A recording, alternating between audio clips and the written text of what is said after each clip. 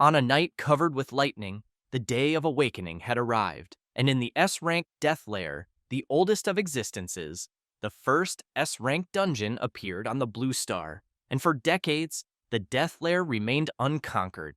Countless powerful warriors met their deaths there, but this time, Su Ming challenged the death lair alone and slew the strongest god-level aberrant beast. However, the people who were also there wanted Su Ming to stop clinging to life and hand over the divine artifact. One of the guys calls Su Ming the god of massacre and warns that his luck has run out.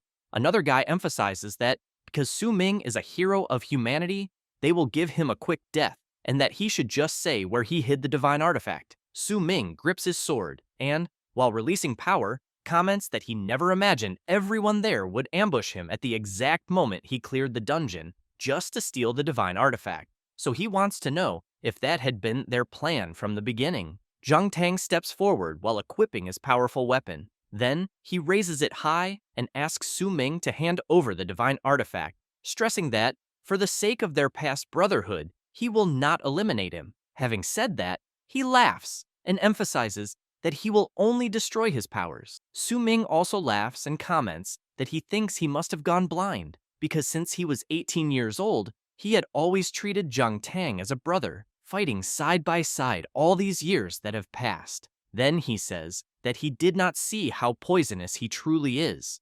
Having said that, he raises his sword and begins to release great power. Su Ming also comments that if they want to test the power of the Ring of Defiance, then they should all try to take it, but he stresses that he doubts any of them have what it takes to do so. One of Zhang Tang's lackeys is surprised and comments that the power he is feeling is undeniably that of a divine artifact. Another says there is no time to lose, and that everyone should eliminate Su Ming once and for all and search for the divine artifact he hid. But Zhang Tang says that Su Ming currently has the power of the divine artifact, and because of that, he thinks they cannot simply act impulsively. Yet even so, he knows the plan is one step away from completion. At that moment, someone appears above calling out to Su Ming, who in turn is confused by what he is seeing. There is already a woman heading toward him. As soon as she reaches the ground, she hugs Su Ming, and he wants to know what she is doing there. She says that she heard someone was conspiring against him, and because of that, she was very worried. Su Ming smiles and comments that he is fine since he has already obtained the divine artifact. Then he looks ahead and stresses that everyone there are partners, but emphasizes that he only did not understand one thing since Zhang Tang's group discovered his exact location. At that moment, the woman lands a critical blow on Su Ming, who in turn cannot believe that she did that and asks why. Zhang Tang becomes excited, shouting that the plan was a success, and informs that the final catalyst is already in place, and that, therefore, they should activate the imprisonment formation. And as soon as they activate it, a magic circle appears around Su Ming, who is completely perplexed, since he knows that the cursed seal he is seeing belongs to Ren Xiaoman, but wonders if she betrayed him a long time ago. Zhang Tang says that what Su Ming is witnessing is the imprisonment formation they prepared just for him, and that he can no longer channel powers. Ren Xiaoman apologizes to Su Ming and informs that, to be honest, she only stayed with him because of Zhang Tang. Then, while her ability continues to take effect, she says that when she saw that he awakened a 9-star talent, she knew she could simply use him to obtain the divine artifact. Su Ming becomes furious and starts shouting and trying to break the imprisonment formation. However, Zhang Tang tells his lackeys to attack the MC immediately until a skeletal arm emerges from the ground and another woman appears, conjuring her summons and blocking everyone's advance. Su Ming is surprised to see who it is and asks what she is doing there. Ji Yao turns around and asks Su Ming not to give up, saying that he cannot let despicable cowards obtain the divine artifact. Zhang Tang shouts that another one has appeared seeking to be eliminated, then informs that there are dozens of masters there and that not even an emperor descending from the heavens could save them. Having said that, everyone charges forward again. Zhang Tang advances with full force, saying that those who dare block his path will be eliminated. Su Ming shouts, asking Ji Yao to take care of her flank. However, as soon as she realizes something, she is attacked by Zhang Tang, who tells her not to take it personally. The MC cannot believe that his friend was attacked. Zhang Tang goes to Su Ming and emphasizes that this is not the time for him to waste time worrying about others. Then, he points his celestial weapon at his face and makes it clear that he will also be eliminated. While Su Ming tries at all costs to break free from the imprisonment formation, Jiang Tang once again asks him to hand over the divine artifact and explains that he might consider sparing him. Su Ming becomes extremely furious and, after managing to break some parts of the chains of the imprisonment formation, calls everyone bastards and activates his divine explosion technique. Jiang Tang jumps back to avoid being hit by the explosion, and one of the lackeys comments that the power they just witnessed is a divine-level technique. Su Ming, while his entire body is badly injured, goes to Ji Yao and asks why she appeared, saying that he failed her so many times. Ji Yao places her hand on the MC's face and, with great difficulty speaking, says that if they have to die, then she thinks they will die together. However, out of nowhere, a sword falls from the heavens, stabbing fiercely into the ground, and while everyone watches it, Su Ming picks up his friend in his arms and says that on that day, he, the god of massacre, swears completely that if he is reborn, he will hunt all of them to the ends of the world. Ren Xiaoman asks what the MC is trying to do. Jiang Tang is surprised and explains that it seems Su Ming is trying to drag the divine artifact back to the death lair with him. And while Su Ming stands at the edge of a cliff, Jiang Tang shouts for his lackeys to stop him and take the divine artifact. However, the MC jumps off the cliff, and while he is falling with his friend, he tells Jiang Tang that if he really wants the ring, then he should go try to get it. At that moment, the divine artifact begins to shine intensely, and after some time, the MC sees a glow and wonders if he is dead, until, upon waking up, he wonders where he is.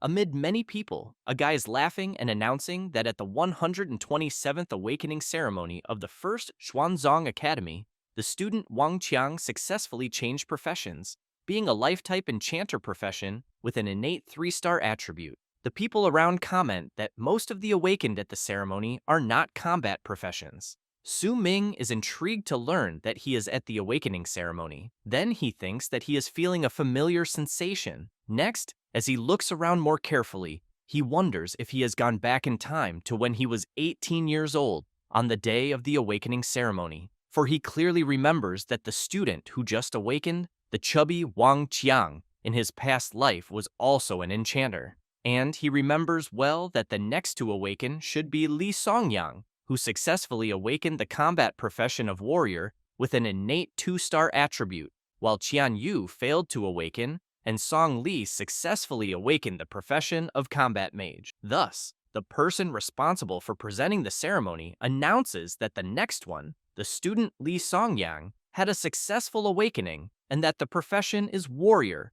with an innate 2-star attribute. Then he announces that Qian Yu unfortunately failed to awaken, and finally, Song Li, who had a successful awakening, being of the combat mage profession. The guy who had regained consciousness thinks that it truly happened just as he remembered. Then he becomes happy to know that he is truly back. And as he recalls what happened in his past, he reflects that this second chance was the will of the heavens to rewrite all of his regrets.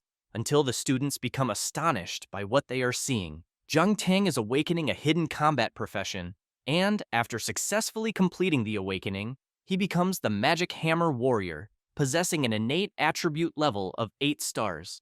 One person comments that the first hidden combat profession has appeared. Another emphasizes that this was already expected of Jiang Tang, the young master of the Jiang family, since his father is a war emperor and his mother a magic warrior. The MC keeps thinking about Jiang Tang. Then, while the presenter congratulates him and says that Xuanjing Academy has produced an 8-star genius right at the beginning of the year, someone taps the MC on the back and comments that he was there all this time. He turns around in surprise. Su Ming sees that it is Ji Yao, and she comments that she has been looking for him for a while. Then she asks why Su Ming looks surprised. He replies that it is nothing, and that he just wanted to congratulate her in advance. Ji Yao does not quite understand and asks why he is congratulating her. Su Ming remembers what happened in his past life. Then he replies that she will understand when she goes up on stage. At that moment, the presenter calls for Ji Yao, and she is quite surprised to learn that it is already her turn. After she arrives at the spot to see whether she will awaken successfully,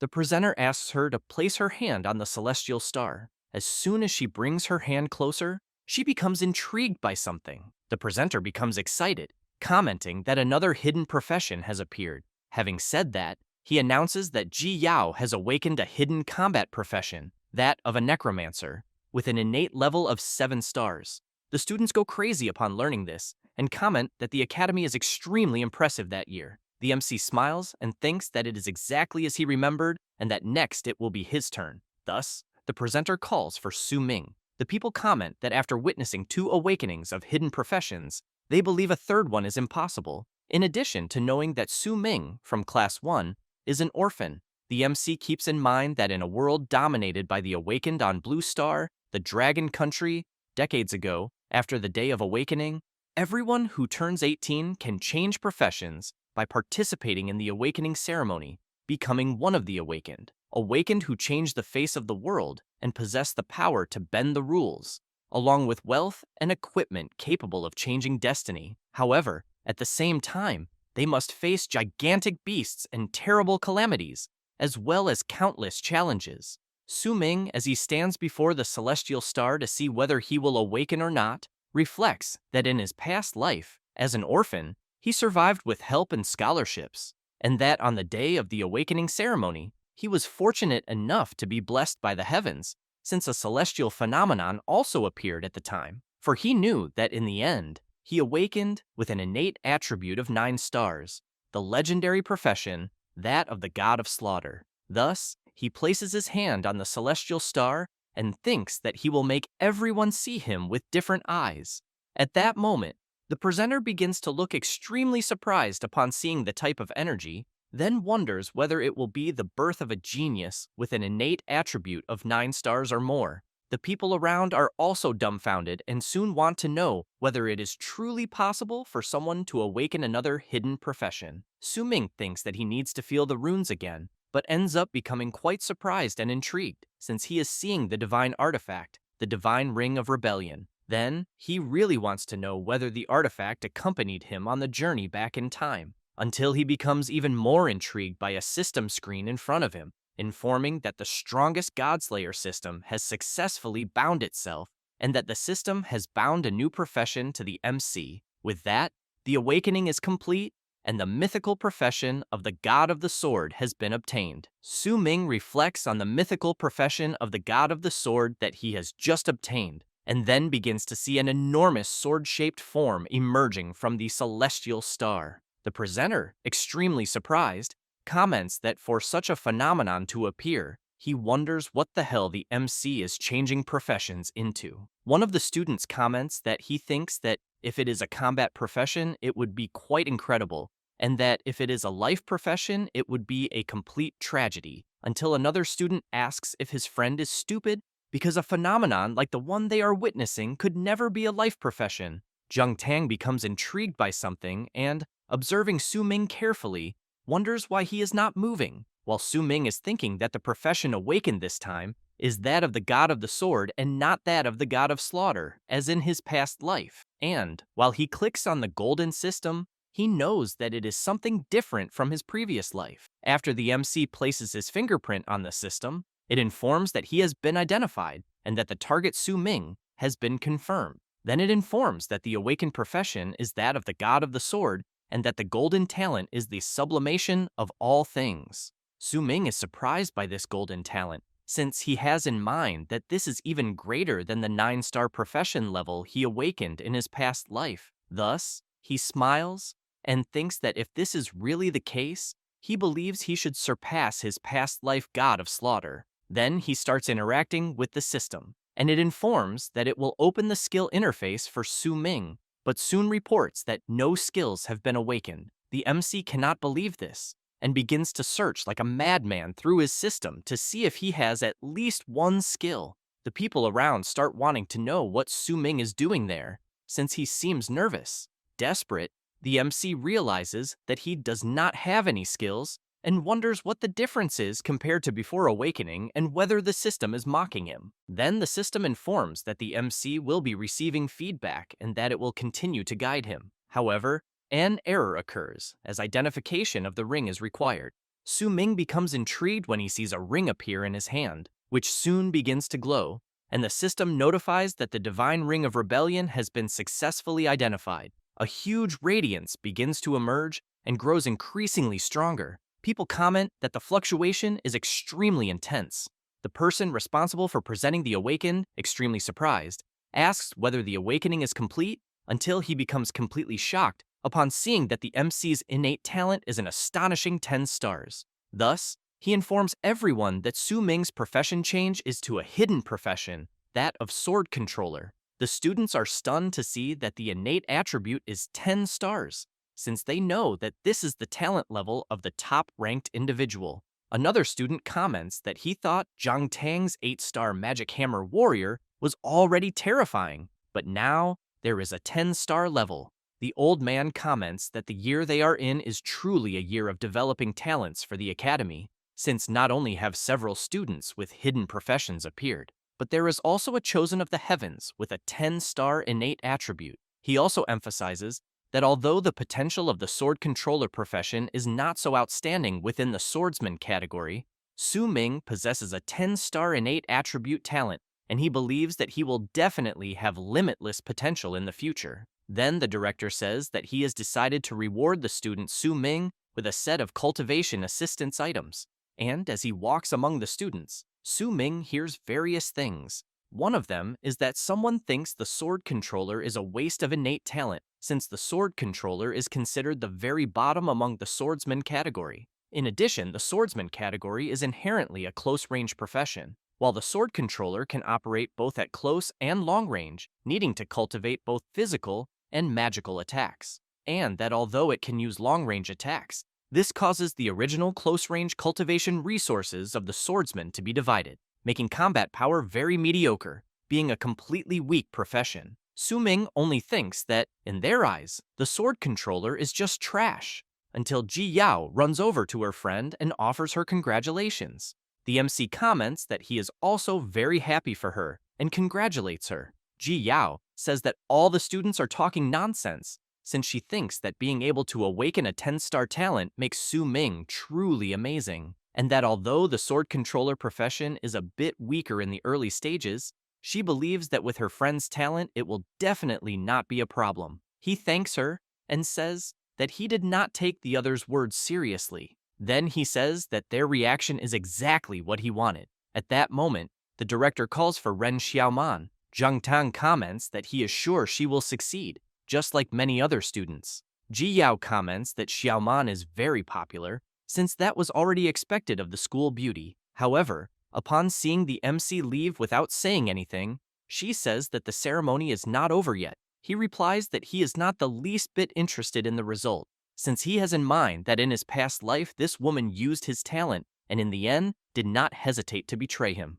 And while she goes to learn her awakening result, Su Ming thinks about the words he said before, in which he stated that he would take revenge for being betrayed. Upon arriving at the city center, he thinks that in this life everything about daily life seems unchanged except for his awakened profession. Then he sees in his system the total concealment skill, capable of hiding or rewriting one's own information, such as equipment, profession, and skills. Su Ming thinks about this skill, since he has in mind that this is one of the 4 skills he brought from his past life. Then, he remembers the ring and keeps observing it in his hand. Then the system informs that it will be loading the divine artifact Ring of Rebellion, and, after loading, informs that the MC has inherited part of the abilities of the God of Slaughter profession. Su Ming becomes confused about his new God of the Sword profession having abilities of a God of Slaughter. Then, he checks his status, currently having 10 points in strength, 10 in constitution, 10 in agility, 10 in spirit, and 10 in luck, being at level 1. His profession is God of the Sword, of legendary grade and unique in the world. His talent is the sublimation of all things, and his skills are God of Slaughter Strike, Total Concealment, Divine Shadow Step, and Eye of Perception. The MC reflects that a common man is innocent, but possessing a jade ring becomes a crime, and that to avoid being used by others again like in his past life, it is because his current strength is still insufficient. Thus, since the 10-star talent cannot be hidden, he concludes that he must hide the information about his God of the Sword profession and that he will firmly seize this chance to be reborn. Then he thinks that according to his past life's experience, on the day after the awakening ceremony ends, the Novice Dungeon challenge will arrive. However, he knows that the Novice Dungeon is not a challenge, and that therefore, to level up faster and obtain better equipment, he must challenge the most difficult boss he has in mind. But before that, he needs to get his hands on a good weapon first. Meanwhile, in a luxury hotel, Jiang Tang and Ren Xiaoman are kissing. Then she comments that he is very bad since the awakening ceremony had barely ended and he was already taking her to a place like that. Jiang Tang asks her not to mention the awakening ceremony because Su Ming completely stole his spotlight. Ren Xiaoman asks him not to be angry, but comments that although that Su Ming is just a sword controller, the attributes he awakened are very high, and that he will definitely have great value of use in the future. Jiang Tang becomes confused and asks what she is trying to say. Ren Xiaoman takes out her phone and asks him to take a look. Jiang Tang becomes quite surprised by what he sees. She then comments that if they lure the MC a little, she thinks he will definitely bite the bait and be useful to them in the future. After a few hours in the city center, the MC arrives at a place where a woman welcomes him and informs that this is the weapon shopping area on the 12th floor and wishes the customers a pleasant shopping experience. As soon as he enters, Su Ming looks around and thinks that it seems the awakening ceremony of that year at the nearby schools has already ended, since the awakened students are all there preparing for the novice dungeon test the next day. Su Ming hears a student desperately wanting a weapon, but his friend tells him to forget it, since as newly awakened students, they would have no way to buy such an expensive weapon, and that they should just use their awakened abilities to work like dogs and earn money in the future. The MC then sees several people in front of a sword, saying that it is the Tyrant's Frost Sword, which was recently forged by a high-tier player. But even so, they still cannot believe that its market price is 1 million coins. Su Ming walks along and thinks that he knows this weapon is fake, because he remembers it from his past life, and that the gang of merchants who sold these counterfeits were all arrested, until he hears someone asking him to wait. A woman, accompanied by several bodyguards, wants to know if the MC is Su Ming. He becomes intrigued and immediately wants to know who she is. She takes out a card and says that she has not introduced herself yet, then says that her name is Jiang Lan and that she is the vice director of the Jiang'an conglomerate. Su Ming takes her business card and, after observing it for a bit, comments that he thinks he knows her from somewhere. Jiang Lan calls to the MC once again and says that on behalf of the Jiang'an conglomerate, she will cover all of his expenses there that day, but that she hopes he can do a favor. Su Ming, suspicious, wants to know what kind of favor it would be. She asks one of her bodyguards to take out a photograph, and he shows the phone to the MC to take a look. Jiang Lan says that the girl Su Ming is seeing is her younger sister, Jiang Yunqing, and that she studies at the same school as him. Then she says that her sister also awakened successfully earlier, and that she has thoroughly investigated the news about the MC awakening a 10-star talent, because she thinks that with his talent, the novice dungeon the next day should not be very difficult for him. Thus, Jiang Lan emphasizes that she is sure Su Ming is also aware that only those who have recently changed professions can enter the novice dungeon, so she hopes that he can join her younger sister and protect her while she completes the challenge in the novice dungeon. He thinks about it, but soon replies that he refuses, that he is not interested, and walks away. Jiang Lan cannot believe it, and emphasizes that as long as he agrees, he can choose any weapon in that shop, because she thinks that as a poor student who has just awakened, he should not refuse such an offer. Thus, Su Ming points to a sword and says that he wants that one, then says that it is the Tyrant's Frost Sword, worth 1 million. Jiang Lan is completely stunned and comments that he is trying to make things difficult, then asks whether the MC really thinks it is worth 1 million with its current stats. Su Ming asks whether she was not the one who said he could choose whatever he wanted, because he thinks that if she is not willing, it is better to forget the deal. Then he comments that there are many things for which one cannot take shortcuts with mere financial power, so he asks Jiang Lan to have her sister do her utmost to prepare for the novice dungeon test the next day. While Jiang Lan stops the bodyguards from doing anything to the MC, she comments that this is quite interesting and that they will consider their offense against the MC this time. And after they leave and the crowd realizes that Su Ming messed with the Jiang'an conglomerate people, he becomes intrigued by something, since he is seeing a message from someone. Upon opening it, he sees that it is from Ren Xiaoman. In the message, she asks whether he did not always say that he liked her, so he has ended up changing his mind, and she wants to see him that night on the rooftop of the school building. Su Ming keeps in mind that this is the same message from his past life, and that although he did not awaken the god of slaughter profession this time, Ren Xiaoman really has not changed at all. He already knows that at the same time in his past life, he had agreed and would see her there. After that, Su Ming goes to a place and asks permission from a saleswoman. She immediately asks how she can help him. He asks whether what he is seeing are raw sword stones that can randomly produce high-quality sword weapons. The saleswoman replies that yes, and says that the raw weapon stones there have a chance to produce silver-grade weapons. Then she emphasizes that the MC should understand that everything is based on probability, since most raw stones only produce lower-grade weapons, and that, therefore, she hopes he will consider carefully before buying. Su Ming comments that this is exactly what he wants. The saleswoman becomes a little confused upon hearing that. The MC approaches the raw stones and explains that compared to buying a silver-grade weapon at a high price that will soon become obsolete, betting on a stone there for a cheap price is the most suitable option. Su Ming reflects that instead of calling it a gamble, he thinks he should say that he can see the data inside the raw stones, since all of this is thanks to the second ability left to him by his god of slaughter from his past life, which is called Eye of Perception, because his eyes possess the true power of perception, capable of perceiving the fundamental information of all matter. Thus, after analyzing each of the stones, he picks one up in his hand and concludes that it will be that one, since compared to ordinary silver-grade weapons that sell for hundreds or thousands of advent coins, obtaining one at that moment for only 50 coins is an absolute bargain, especially since he knows this is perfectly suitable now that he has returned to being a poor student.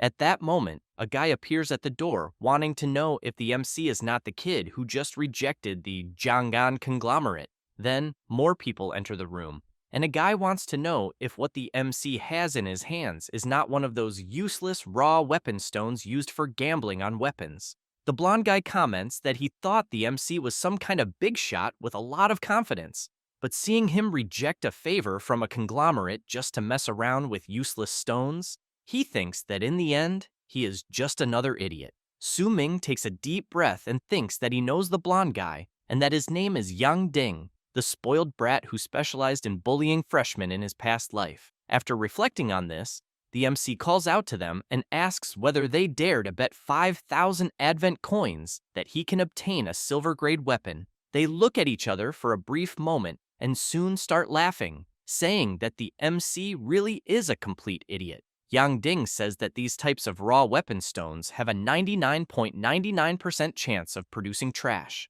and that he has never seen someone who likes giving away money so much. Su Ming comments that they will see who is giving money to whom. People passing by hear them making the bet, and it does not take long for many people to gather there to watch the MC open the raw stones. Yang Ding makes it clear that he will see whether a poor bastard like the MC can really come up with 5,000 coins. Su Ming activates his Eye of Perception and visualizes the sword inside the stone, then shouts for it to come out. Yang Ding and his friend are dumbfounded by what they are seeing, and as soon as the MC grabs the sword, the other people also become very surprised. The system informs that the acquired weapon is the Black Iron Crimson Edge sword, of silver level and low grade, but its special affix is Blood Drinker, since after the sword injures a monster, it can absorb the drained blood to heal the wielder's wounds. Su Ming holds it firmly and comments that the sword is very good. Then he thinks that it is perfect for the meeting that night.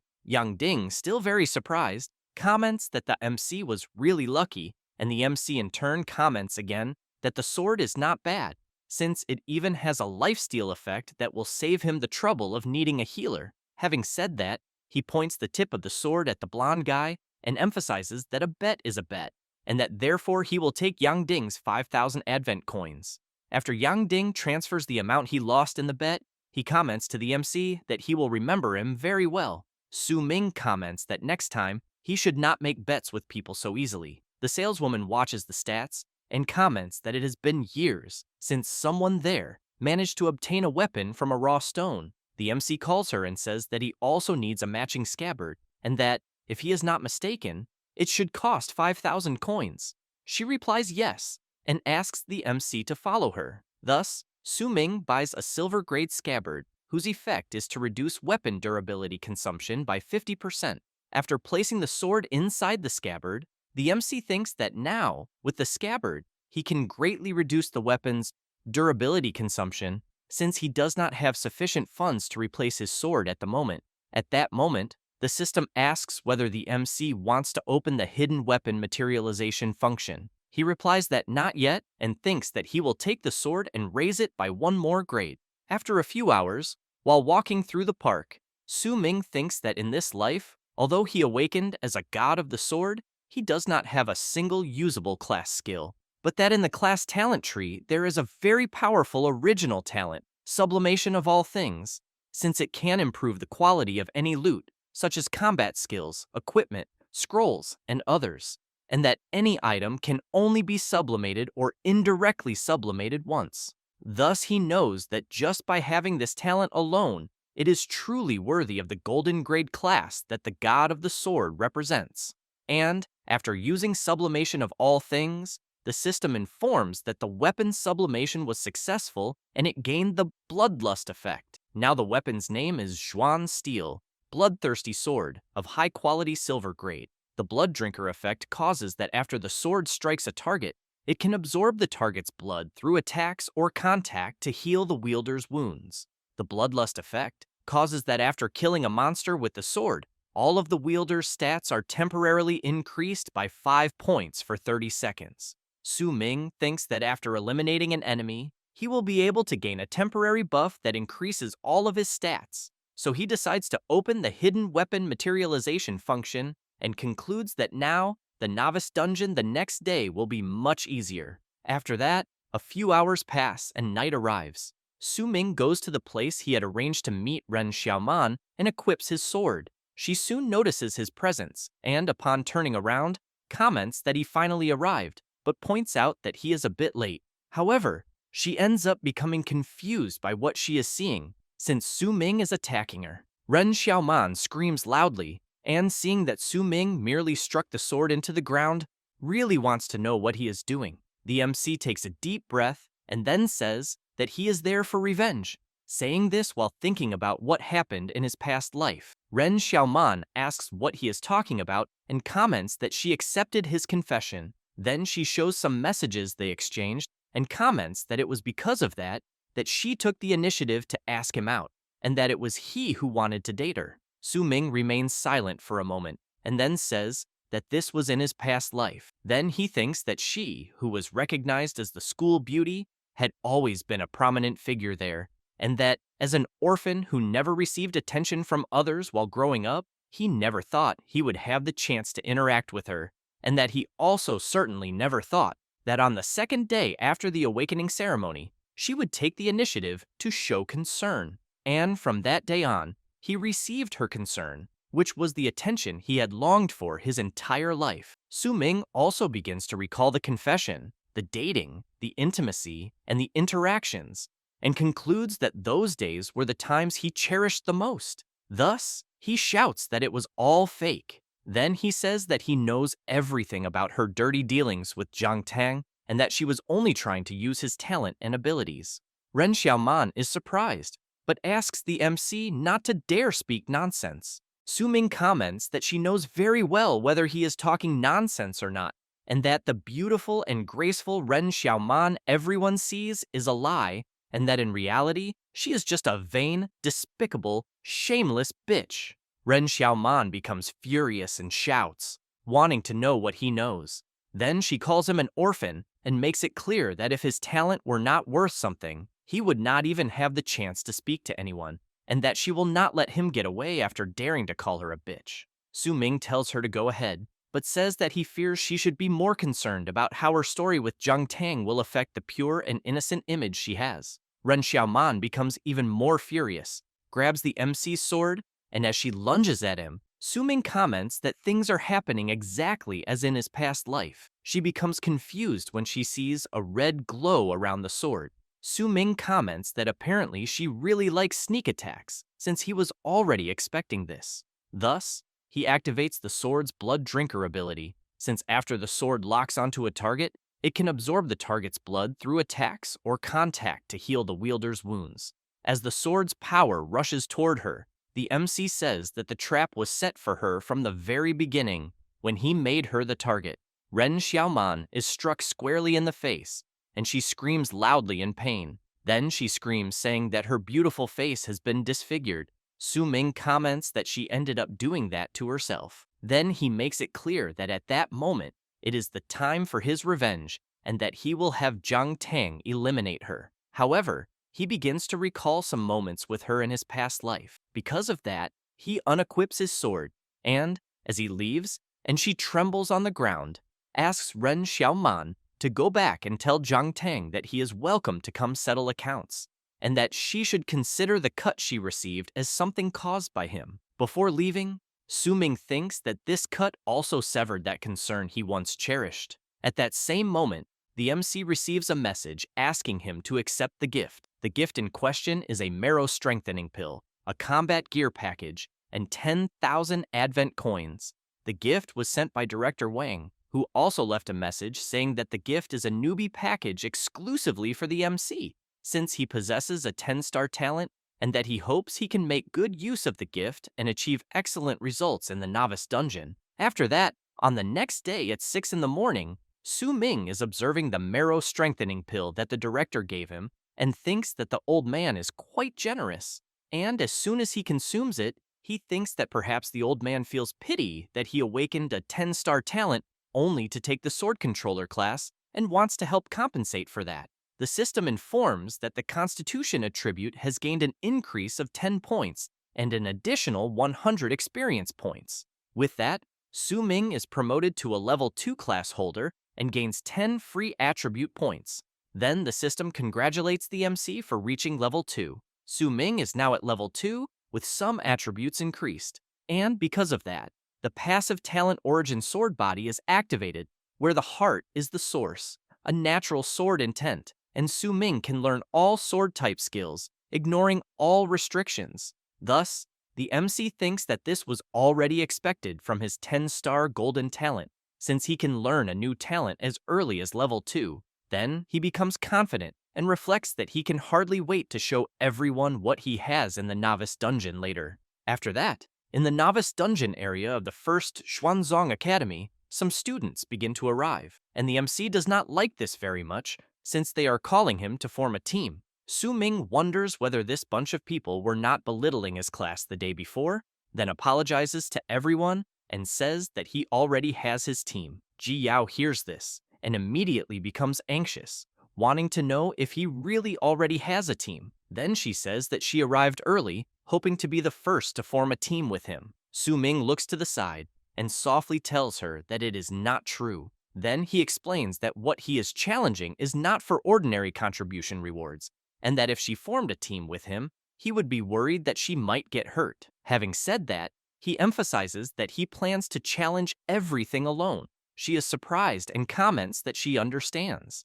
At that moment, a guy approaches asking for permission and wanting to know if the MC is the student Su-ming. Then he introduces himself, saying that his name is Yan Zi from Class 4, and that his awakened talent is the 9-star Demon Hunting Ranger, and that he was wondering if the MC would be willing to join his team. While Su-ming thinks that he remembers this guy from his past life, Ji Yao answers no to Yan Zi. Then she says that Su-ming has already formed a team with her and that he should not bother them anymore. Yan Zi comments that he did not know that and soon apologizes for bothering them. The MC realizes that Ji Yao is quite reliable and then thinks that the dungeon is about to open. At that moment, the director asks for the students' attention and announces that the 127th Novice Dungeon Challenge has officially begun. However, a bit awkwardly, he offers his most sincere apologies and says that he overslept and could not go to the site to cheer for them,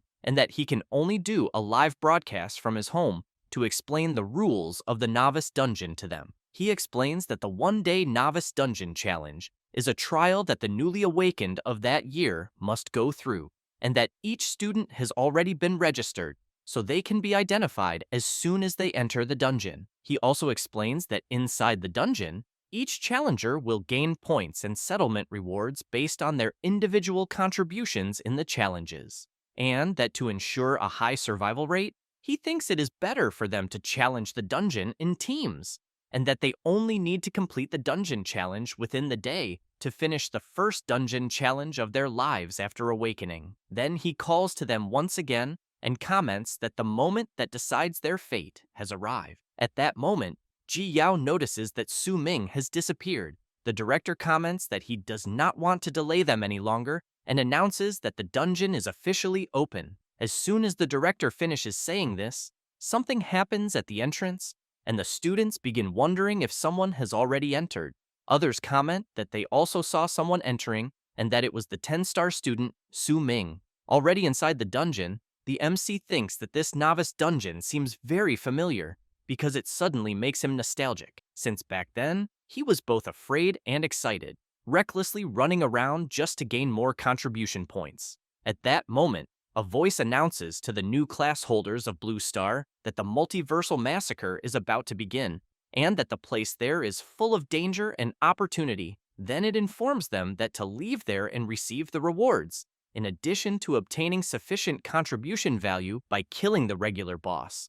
There is another more difficult method, a method that the MC has in mind, and that this time he will choose the hardest challenge, which is to kill the supreme hidden boss.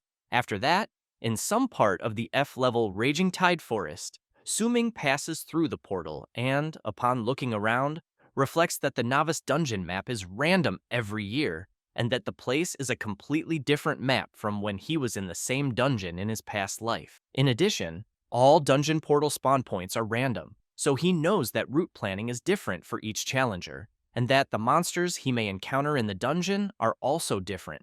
After thinking about this, and walking a bit through the area, Su Ming soon sees a monster, and thinks that it is an elite level one, but that although it is immobile like a tree, if its vines lock onto a target, the person will be dragged into the burning hollow on the monster's head and roasted. Thus, he remembers that his goal is to challenge the hidden boss, and therefore, he should try to avoid these troublesome monsters. And while he locks his reference point on the map, he thinks that since the reason he rushed to be the first in the dungeon was to recognize the route in advance and find what he needs to challenge the hidden boss, although he knows the map changes, the way to fight the boss does not change, and that if more people enter later, it will be much harder to gather the items. After thinking about this, he dashes at full speed from tree to tree toward his objective. As soon as it reaches 7:30 in the morning, a girl passes through the portal, and one of her team members comments that it does not seem like there are other challengers nearby, until they are surprised to hear a very loud sound. Soon they see someone running amid the dust. That person is desperate, screaming for help, and they become even more frightened since the guy is being chased by a giant frenzied blood rat, and the others shout for everyone to split up and run immediately. Outside the dungeon, the system reports the dungeon status in real time, and that at 7:31 in the morning,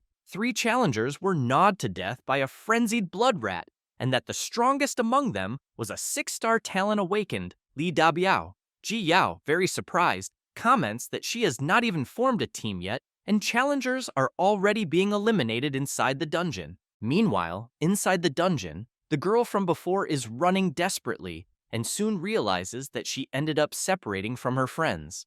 Then she opens the map to see where she is, because she thinks she is completely lost, until she becomes very frightened upon hearing a very loud noise. And as soon as she turns to see what it is, she sees a shadow atop a tree of a very large creature, which, as it gets closer, she discovers is a monkey monster, which in turn lunges at the girl. She becomes desperate and screams for help. At that moment, a sword is raised and flies out, completely retaliating against the monkey monster, and Su Ming appears. Moments earlier, one of the competitors was quite frightened as he was about to be attacked by an elite-level grizzly bear, but he managed to run away screaming and wondering why he had run into an elite monster right at the beginning. However, his friend was not so lucky and was hit head-on. The bear continued eliminating competitors, and soon some swamp hunters appeared on the battlefield, followed by tracking dogs. One of the competitors shouted that he would make a channel call and reported that the transport point at the 9 o'clock position on the map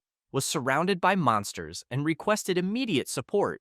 And while emphasizing that the 6 o'clock position also needed help, he failed to notice a draconized lizard approaching from behind. The members, while fighting various monsters, reported that the 11 o'clock position was also compromised and that the monsters kept arriving without stopping. A girl, upon approaching a tree, saw one of her group friends defeated and immediately informed Central Command that her team of 5 urgently needed help. Afterward, she watched her friends all defeated on the ground and fell to her knees, and as her entire body trembled, she commented that she thought that if they had not been told to hide, things would be different. But at the same time, she knew that the dungeon had only started half an hour ago and the difficulty of the novice dungeon was already far too high. She then began to question whether newly awakened students could really challenge it and come out alive, until she became quite surprised, as she had just seen a student completely eliminate a huge creature so easily. As soon as Su Ming approached her, she commented that he seemed so strong. Then she remarked that he eliminated the monster in an instant and thanked him for saving her, but soon realized that the student in question was Su Ming of 10 stars. He looked back and said that he was just passing by and emphasized that he would not be able to save her a second time, since he believed that the monster that had just attacked was not yet completely eliminated.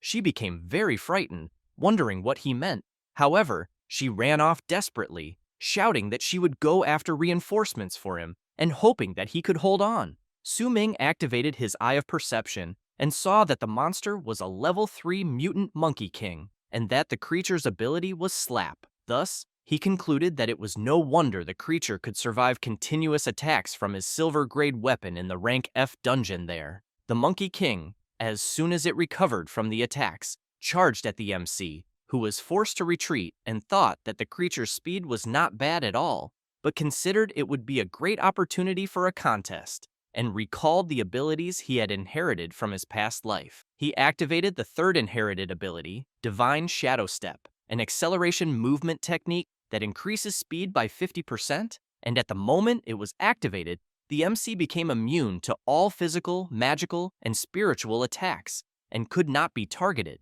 but it consumed a large amount of stamina while active. After having his speed increased, Su Ming charged at high speed toward the Monkey King, which in turn tried to counterattack the MC, but he managed to jump at the last instant and soon appeared behind the enormous creature. The Monkey King immediately turned to try to land another blow, but Su Ming managed to dodge again. Now facing the creature, he commented that, apparently, there was no need for a contest. Having said that, he charged at the Monkey King, which could only watch the MC approaching at high speed. With little it could do, the creature was easily defeated, and Su Ming commented that he was already tired of playing around. Next, the MC saw in the system that he had successfully defeated the Mutant Monkey King and had obtained loot, which was a low-grade linear/skill scroll. Su Ming pondered the acquired skill and reflected that, even though it was only low-grade, it was not bad for a novice dungeon. He becomes surprised when he receives a first blood notification. Then he sees the system message informing that the level 2 sword controller player completed the first kill of the Mutant Monkey King in the Furious Tide Forest, and the title granted was First Blood. At the same time, all competitors receive the dungeon achievement notification and are quite surprised, wondering if a player really eliminated a monster successfully and on top of that a mutant. The system also notifies that the dungeon title reward grants all players in the dungeon a small healing potion. A girl, while hiding from a monster, takes the potion she received and thinks she is safe, since she truly needed to replenish her health. Back where the MC is, he begins to hear various people throughout the forest wanting to know if the sword controller really earned a title and whether this so-called sword controller is the student Su Ming. Some people respond that it is Su Ming, that 10-star sword controller, but other competitors emphasize that it cannot be him, since there are several sword controllers that year when including neighboring cities. But that, in any case, someone completing the first kill proves that all newly awakened students have the strength to clear the dungeon. The MC does not like hearing any of this at all. Then he thinks that he forgot that the title system in the game would expose his strength, and because of that, he believes he will have to be more careful from now on and use his total concealment ability to hide as much as possible. But he did not expect that even after half an hour of dungeon time, no player had eliminated a monster yet. Thus, he runs from where he is, but ends up facing several level 3 hungry wolves.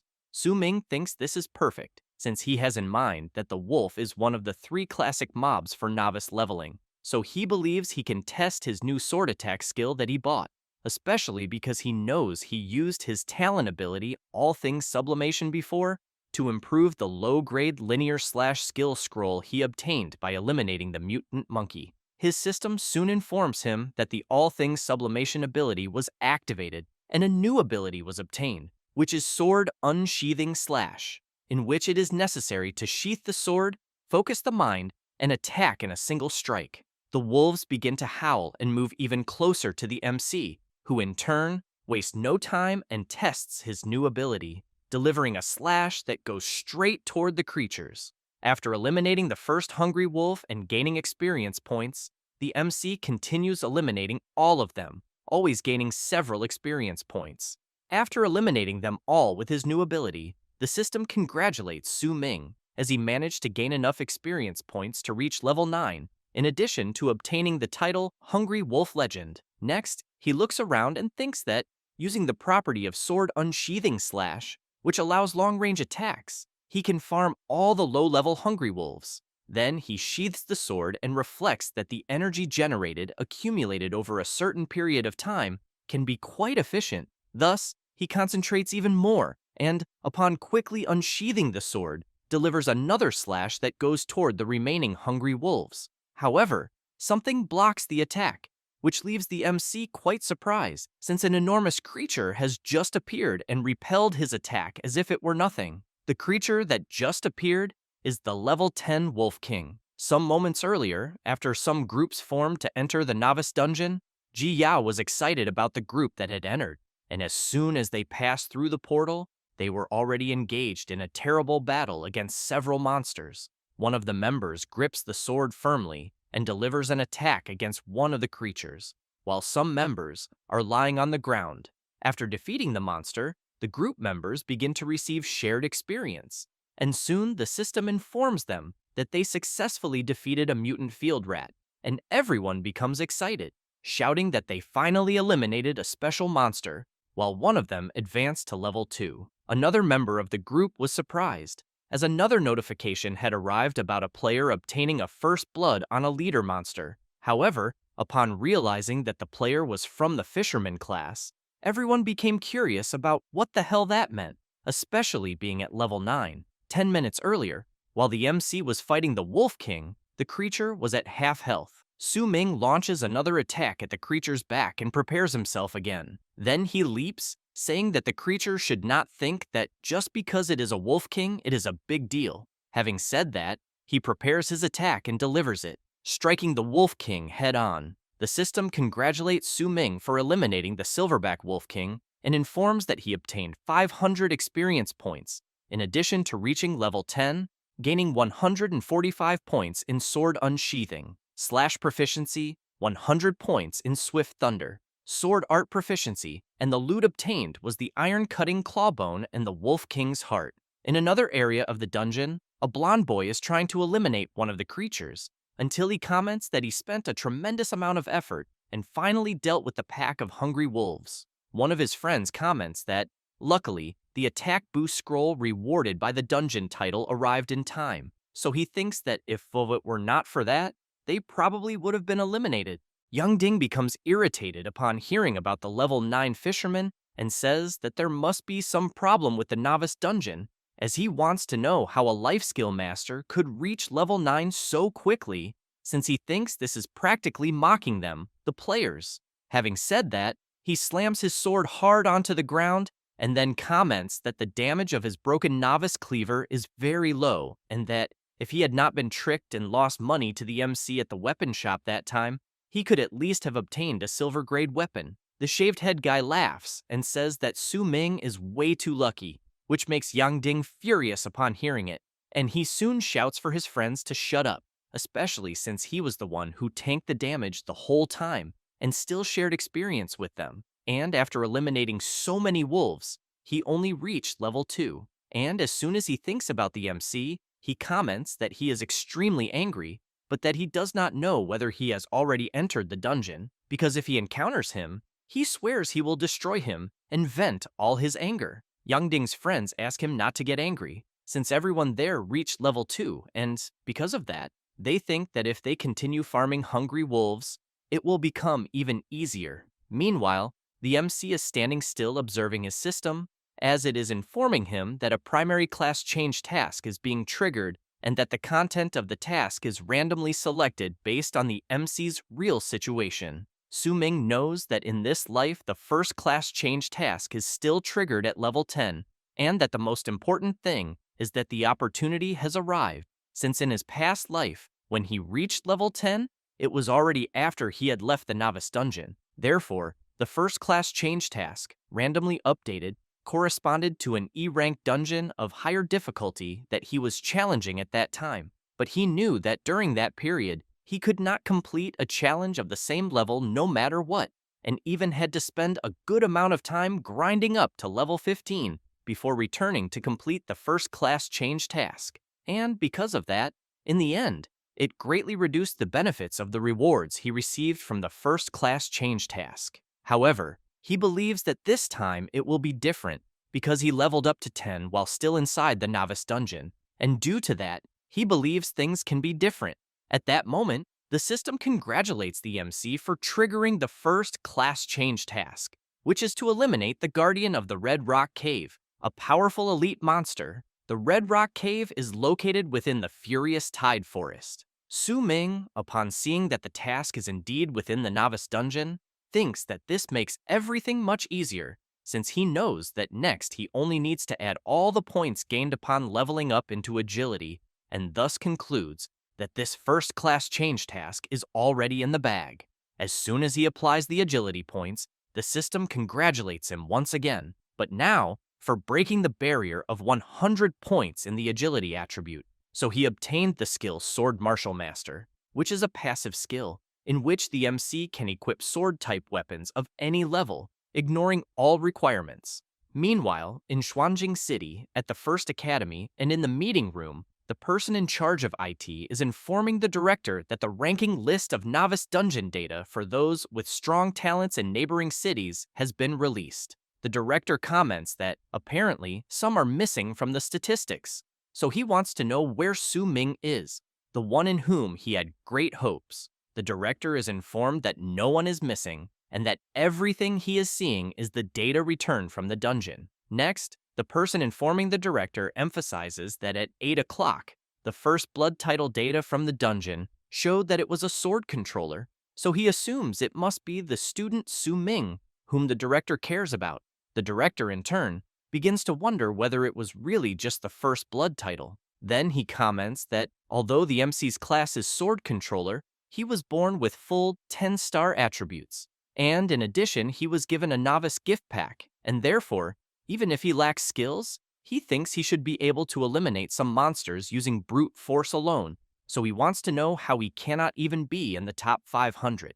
At that moment, someone forcefully opens the door of the meeting room, wanting to know what the situation is. It is the vice mayor of Xuanjing City, An Ranling, who comments that the director had said the school produced a very good seed that year, and therefore wants to know if it is the 10-star awakened named Su Ming, since her secretary already showed the novice dungeon data, and the student, Su Ming, whom the director recommended, is not even on the list. The old man asks the vice mayor not to get agitated and emphasizes that, although Su Ming has 10-star talent, his class is sword controller, so he thinks his combat power at the beginning of the game will be somewhat weaker. Ranling begins to shout that even if the MC is a sword controller, she thinks it is impossible for him not to even make it into the top 500, so she asks the director to stop trying to explain himself, because she thinks he simply lied about the student's strength to obtain more qualification tokens for the Celestial Tower Council that year. The director becomes terrified and tries to explain that he really did not lie,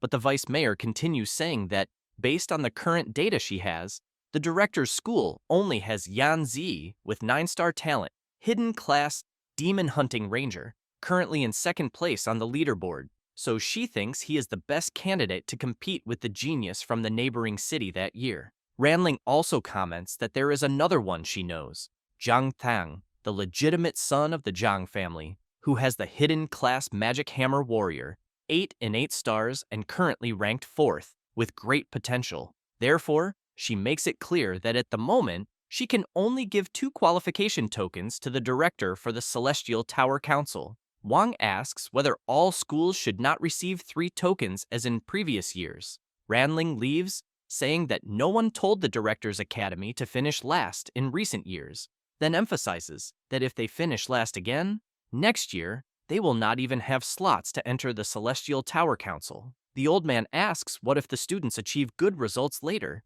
The vice mayor replies that they will take that into account at the time, and since she is busy, she leaves.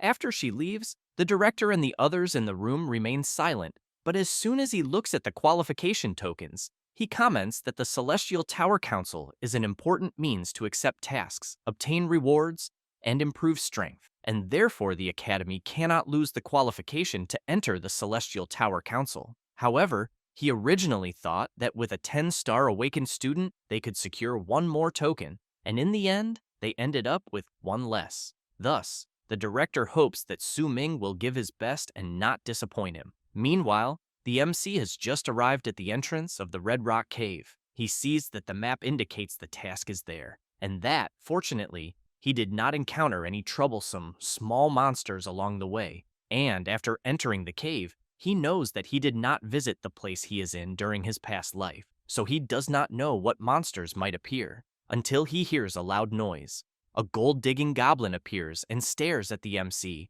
who in turn wastes no time and promptly eliminates the creature with a single blow. Su Ming knows that he cannot let the creature alert the entire cave, but the system informs that the MC has triggered the Goblin Cave alert. He is completely confused, since he only eliminated the creature without making any noise at all. Quickly, several creatures begin to move, and Su Ming realizes that the first-class change task is not as simple as he imagined.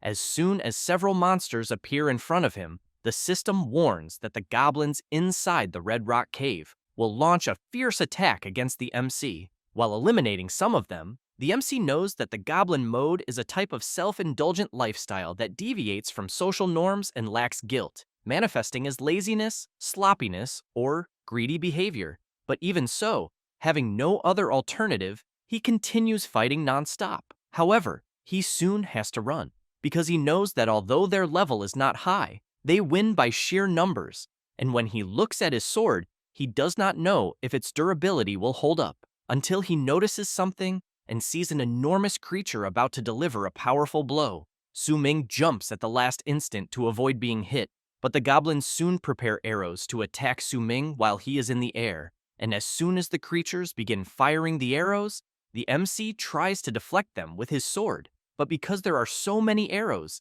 he ends up being hit by some of them. When Su Ming returns to the ground, he quickly retreats and thinks that the goblins are quite clever, since they even know that it is difficult for someone to make evasive adjustments while in the air. The creatures notice the MC distracted and charge at him with full force. Su Ming tries to block the attacks, but becomes worried and thinks that his mana, at the beginning of the game, is not sufficient to sustain using Divine Shadow Step for very long, and to make matters worse, he sees another group of elite goblins approaching. He then concludes that, since it is the early game, he is completely lacking in skills, and therefore thinks that it is indeed a bit difficult to eliminate them head-on. With that in mind, he leaps into the air and decides that for now, he just needs to be a bit more flexible and dodge attacks out of caution. Thus, he runs at high speed, and after creating distance and seeing that the goblins are still coming after him, while channeling his power, he smiles and asks the creatures to come at him with everything they have. The goblins become frightened as soon as they see a strong glow.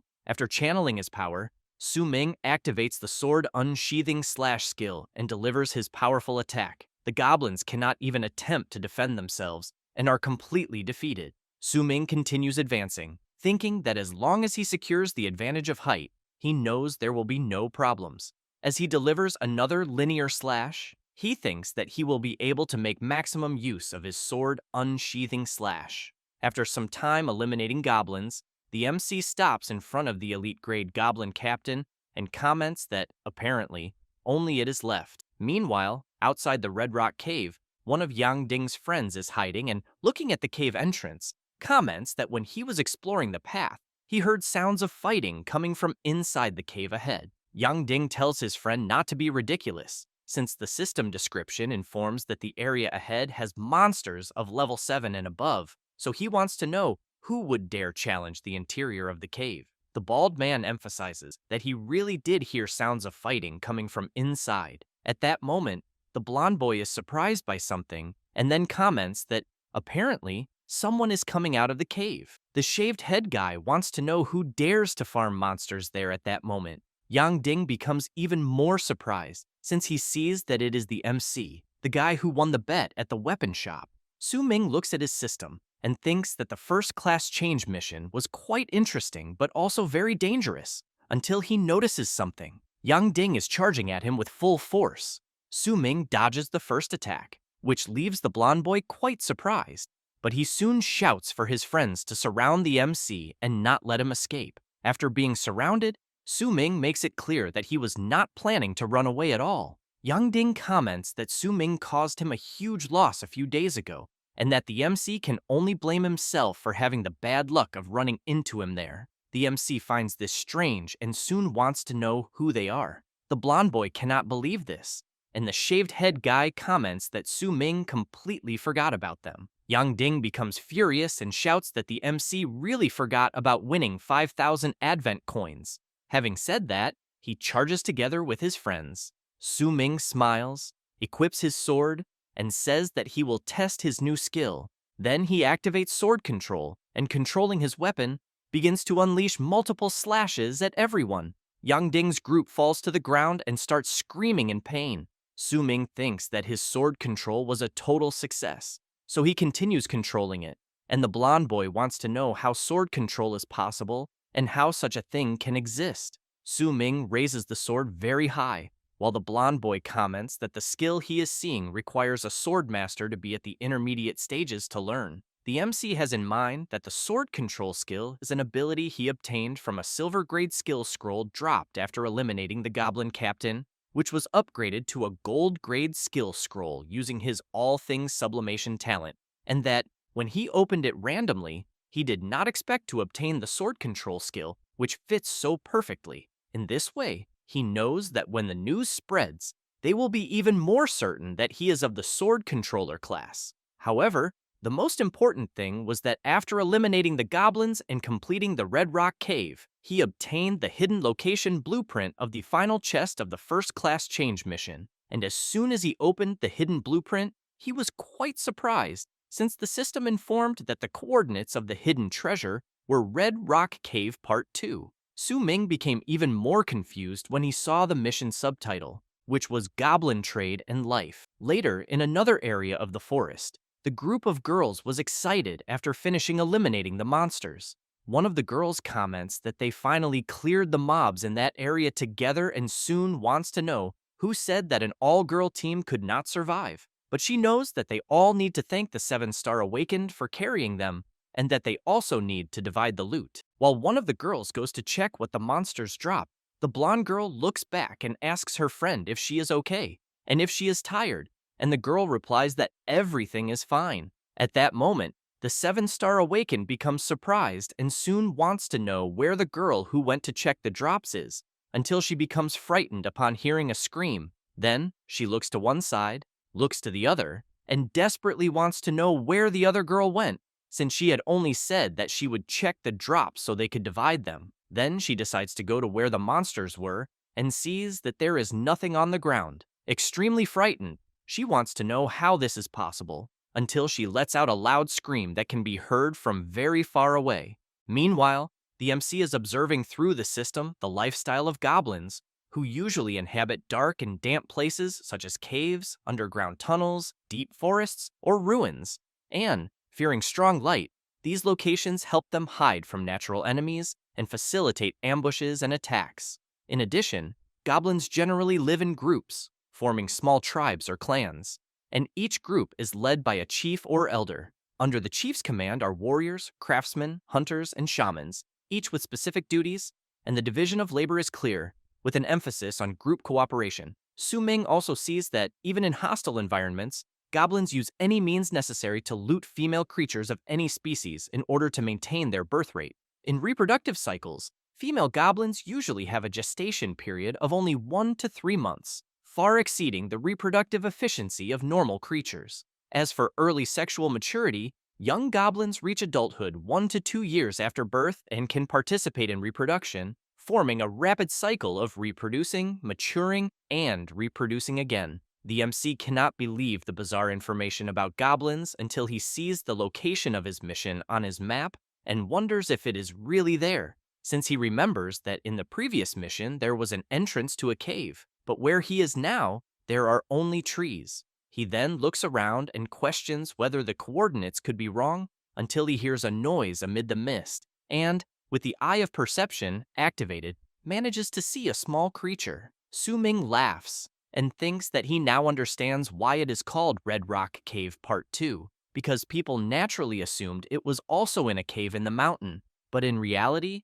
it needs to be combined with the element of buried treasure there, since the place is an underground den. As he begins to descend, he thinks they were very clever, since they are using fire smoke to hide the entrance, and upon reaching the ground, the MC stays alert and looking around, thinks that he really learned something this time, and that eliminating just one of the goblins he sees there will alert the entire den, like last time, since he has in mind that he is there only for the treasure. Then he sees a girl lying on the ground and thinks that apparently she was ambushed by the smoke trap, since he knows these things are really as disgusting as the stories say. And as he walks a little further forward, he sees another girl screaming, begging the goblins not to come closer. She falls to the ground and is cornered by the creatures, and Su Ming thinks that, apparently, there is still a challenger alive, since the timing is perfect, because she can draw the goblins' attention. That way, it will become much easier to dig up the treasure, and, unfortunately, he will let her be eliminated, for he knows that she can only blame herself for not having the strength to challenge the beginner dungeon, until he is surprised to hear her shouting that she does not want to play anymore, and that she needs to be saved, because she will give a huge reward, in addition to saying that her sister is the vice director of the Jiang'an financial conglomerate.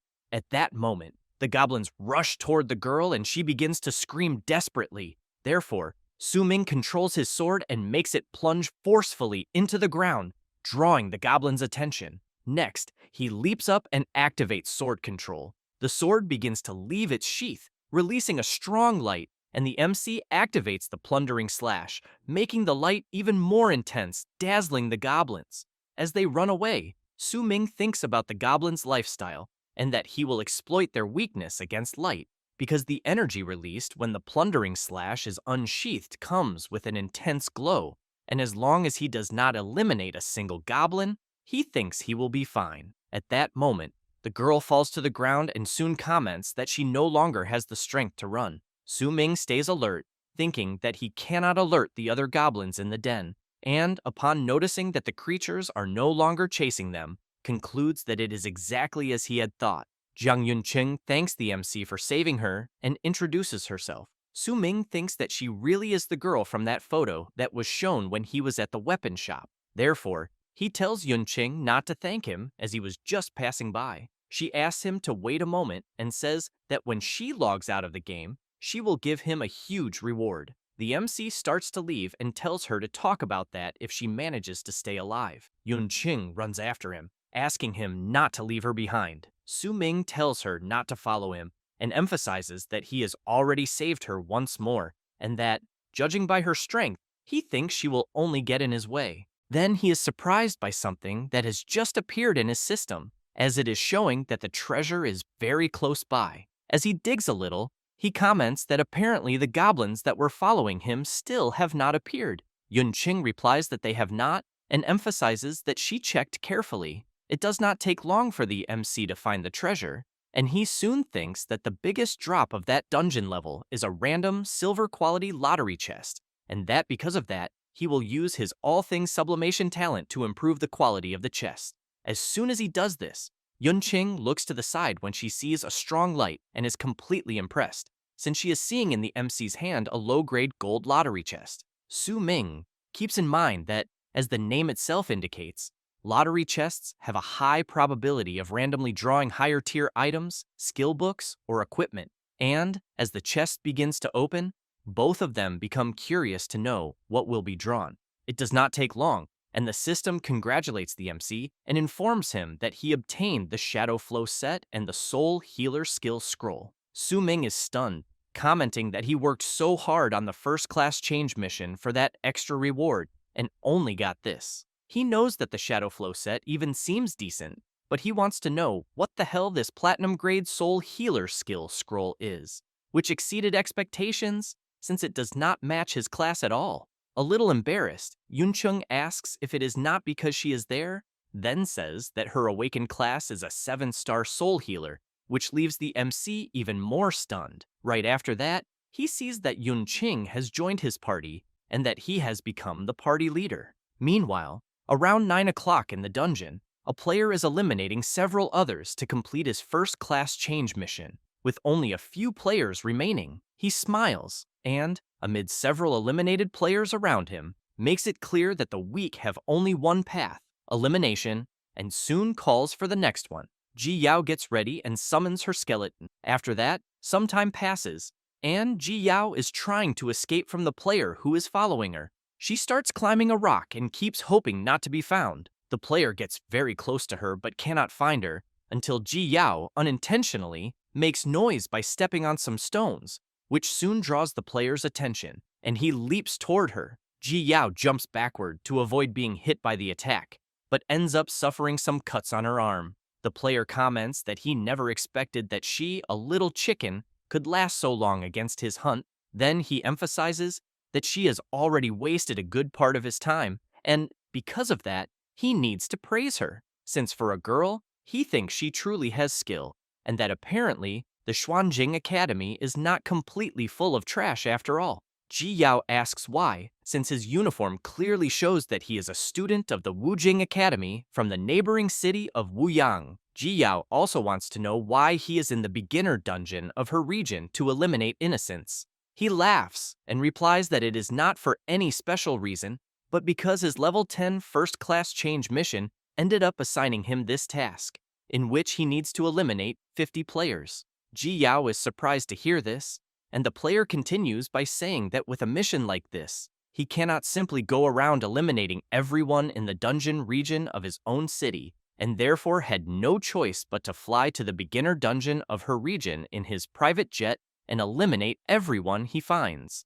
However, the player tells her to blame her academy for being the one with the most trash students among all the cities in the region. That said, as he charges at her, he shouts that if she is going to pick on someone, she had better choose the easiest target. Ji Yao uses her ability to summon an undead basic skeleton, and while the player fights against the skeleton, he says that her little toys are too basic and cannot withstand a single blow from him. Then, he makes it clear that this time she will not escape. Therefore, he activates the Piercing Blood Blade's ability and launches the attack at her. Close to being hit, Ji Yao notices another attack coming, and this other attack manages to intercept the ability launched by the player from the other academy. At that moment, some people from Ji Yao's group appear, saying that they are there to provide cover for her. Ji Yao notices that they are those classmates from before, one of whom is Yan Zi. Meanwhile, the MC is receiving a system notice informing him that he will submit the treasure fragment, so he concludes that with this, the mission is complete. Thus, the system informs that the first-class change mission has been completed, and because of that, the MC advanced to the first transition of the Sword God, gaining 10 points in all attributes.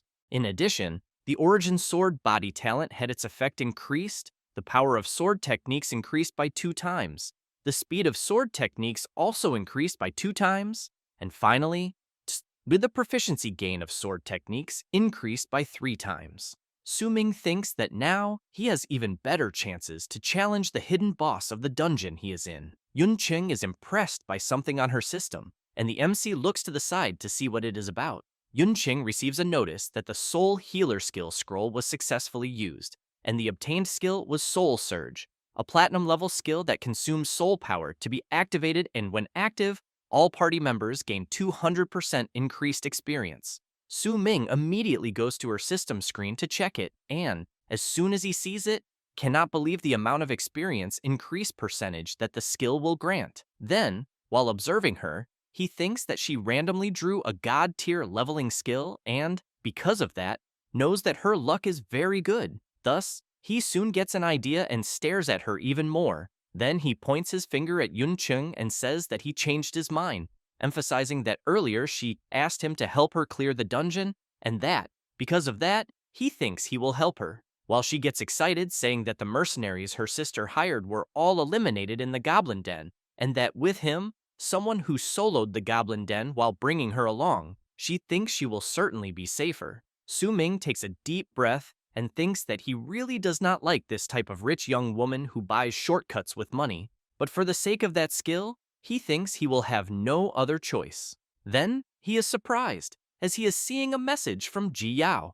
Meanwhile, the player from the other academy is fighting against Ji Yao's group and, without much difficulty, manages to eliminate another player. Then he looks ahead and sees the demon sealing arrow skill coming toward him, but easily manages to deflect it with his weapon. Yanzi comments that he would not have imagined that the opponent they are facing would deflect his skill so easily. One of the group members, upon seeing his brother being defeated, runs desperately to try to help him, but ends up being hit by the piercing blood blade skill and is eliminated as well. Ji Yao comments that the guy they are facing is far too strong, and Yanzi says that his teammates have all already been eliminated by the player. Ji Yao comments that the Wujing Academy really seems to have such a powerful awakened, and Yanzi emphasizes that there are many with that level of strength, and that before challenging the beginner dungeon, he carried out an investigation. Thus, he explains that an awakened with superior strength who uses a blade is the genius of the neighboring city of Wuyang, Li Chenguang, a 10-star innate talent with the hidden class blade maniac, who in turn comments that only the two of them are left there and that they really wasted a lot of his time, since the progress is still only at 35 out of 50. Yanzi prepares himself and tells Ji Yao that as a long-range class, if he cannot create distance, he thinks he will not be able to deal with Chenguang. She emphasizes that her mana is already at rock bottom, and that, because of that, she can no longer summon undead to provide cover. Yanzi becomes worried and asks whether they can still wait for reinforcements. Ji Yao thinks about the message sent to Su Ming, but replies that she does not think they will have reinforcements. Chenguang laughs and says that apparently the two of them there are completely isolated and without help. That said, he charges forward shouting that he will first defeat the annoying archer. Ji Yao steps in front and, while blocking her opponent's charge, shouts for Yanzi to just run away. But Chenguang lands a powerful blow on her and tells her to stop overestimating herself. He then makes it clear that a weakling like her has no right to save anyone. Ji Yao, with no way to defend herself, can only wait for the worst. However, at that moment, a sword begins to fly rapidly and blocks Chenguang's attack. She is surprised, thinking it can only be Su Ming. He appears on top of a hill, asking if she is all right. Then he makes it clear that she has full ability to save everyone. He then thinks about the message she sent, where she said that the 9 o'clock area was dangerous, and that one should not approach it under any circumstances. The MC also begins to remember his past life and how Ji Yao did not fear danger to save him. Thus, he knows that in this life she encountered danger and, recalling the message she sent, concludes that even so his friend prioritizes protecting others. Ji Yao comments that she had said by message that it was dangerous there, but is interrupted by the MC and is surprised, as she sees him step forward and say that she should not always worry about others first. Su Ming looks at her smiling and makes it clear that he will protect her as well. At that moment, Chenguang notices the MC's sword moving on its own and soon asks whether it could be a sword control ability. Su Ming grabs his sword, leaps toward Chenguang, and without saying a single word tries to strike him. While blocking the attack, Chenguang asks whether the MC is that 10-star sword controller. Su Ming becomes even more serious, applies even more force to his attack, and shouts, asking whether Chenguang is the guy who dared to hurt Ji Yao. Yanzi comments that the MC is truly incredible, and that he will provide support from afar, since now he thinks they will have a chance to win. Then he becomes surprised and confused when he feels his HP being restored, and quickly turns around to see who is healing the two of them. Yunqing says that she is the MC's teammate and introduces herself, but as she is exhausted, she falls to the ground out of breath, still saying that she will help them with healing. Yanze goes over to her and says that it is always great to have a healer in the group. Yunqing, with a very trembling voice, says that she is still not very familiar with her healing abilities and that she will need a bit more time. Ji Yao, feeling a little jealous, asks whether Su Ming had not said that he would not form a team and how he has a teammate at the moment. While being healed, Yanzi apologizes to Yunqing for the trouble, but hopes that she can be quick, as it is dangerous for the MC to deal with Chengguang alone. The healer comments that he does not need to worry, which leaves him confused. While she continues healing, she says that Su Ming is very incredible, who in turn continues to frantically attack Chengguang without giving him an opening. He tries to withstand the MC's assault and wonders whether Su Ming is not just a sword controller, as he would not have imagined that he would have such a movement technique. As soon as the MC stops advancing, both retreat a little. Chengguang comments that this was already expected of a 10-star awakened as well, and that he has to admit that the MC's strength truly exceeded his expectations.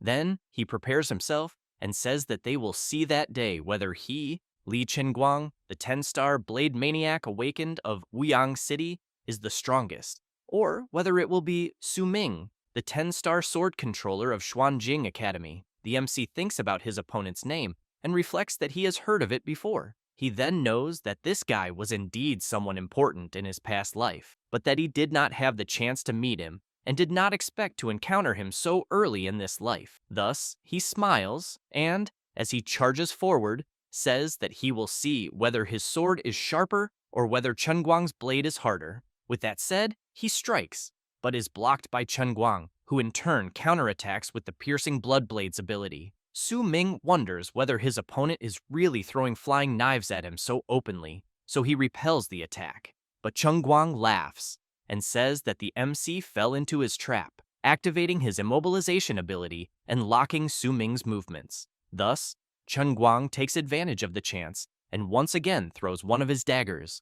Su Ming still manages to control his sword and make it return, then activates sword control and makes his weapon strike the ground below, creating an explosion. In this way, he frees himself from the immobilization and dodges Chengguang's attack at the last moment. Su Ming smiles and makes it clear that now it is his turn to attack, asks for his sword to return, and soon commands it to attack Chengguang's back, saying that he wants to see him block without holding any weapon. With no way to defend himself, Chengguang is struck head-on by the sword controlled by the MC. He tries to endure the injuries, grabs his dagger, and charges at the MC, saying that now it is the MC who is without a weapon. Su Ming activates the Divine Shadow Step, and while Chengguang unleashes his Chaotic Shadow 5 Blades ability, the MC manages to dodge all the attacks, which makes Chengguang furious, wanting to know how his opponent suddenly increased his speed. Su Ming calls for his sword and, laughing, says that he is sorry and informs him that his sword has returned. Meanwhile, Ji Yao and Yan Zi, as soon as their health is restored, run with the intention of helping Su Ming, but soon stop when they see that both the MC and Chengguang are standing still. Then they want to know if the battle is already over and who the winner was, until their eyes light up as they see Chengguang fall to his knees and realize that the MC defeated such a strong opponent. However, while the MC is distracted, a red aura begins to envelop Chengguang's body. Yunqing notices this and shouts a warning to Su Ming. He immediately turns around and sees Chengguang charging at him with full force, saying that he let his guard down. Yanze, Yunqing, and Ji Yao are very surprised by what they are seeing, as Chengguang manages to land a solid hit on the MC. Right after that, he activates his supreme technique, the Swift Blade of the Tropical Forest, and Su Ming is attacked from all sides. Chengguang begins to laugh like a madman and shouts, welcoming the MC to his blade formation. Ji Yao shouts, worried about her friend, and tries to go to help him, but Yanzi holds her back and tells her to calm down. He then makes it clear that she would only be eliminated in vain if she rushed into the middle of the enemy's ability. Ji Yao keeps shouting, asking Yan Zhe to let her go, because even if she is eliminated, she will try to save Su Ming, until she is stunned to hear the MC telling her to listen carefully. Ji Yao wants to know what he means, but he only tells her not to come closer. Chen Guang charges at the MC, wanting to know how this is possible, since he was hit by so many blades and is still alive. However, he is soon surprised when he hears Su Ming ask if he is sure he really hit him. Chen Guang realizes that the sound did not come from in front of him, and, upon attacking the MC's body, he realizes it was only a clone. Su Ming appears, saying that he finally noticed. He then comments that he bets Chen Guang would never imagine that an ordinary sword controller would have such an ability. The MC is equipped with all the parts of the Dark Sword set, which, when equipped, causes all sword-type skills to deal additional dark attribute damage, and this damage can ignore physical defense. The set has a skill called Shadow Clone, which generates a realistic shadow for defense. When the Shadow Clone is active, attacking will cause an additional slash, and the power of this slash is equivalent to 50% of the damage of his normal attack. As he approaches Chen Guang, Su Ming explains that it is his set's ability. Chen Guang becomes nervous and says that there is no set that can be collected in the Novice dungeon, but that there might be only one way to obtain it. So he wants to know whether the MC has already completed the first class change. Su Ming replies that he guessed correctly and says that he completed the primary class change mission a long time ago. Chen Guang, as he turns around furiously and ready to attack, says that the MC was faster. However, Su Ming shows no mercy at all and attacks first. After being attacked, Chen Guang throws something shiny into the air, which leaves Su Ming intrigued. The glow becomes even stronger and ends up blinding Su Ming's vision. Yan Zi comments that what they are seeing can only be a life-saving accessory. Yunqing asks what he means.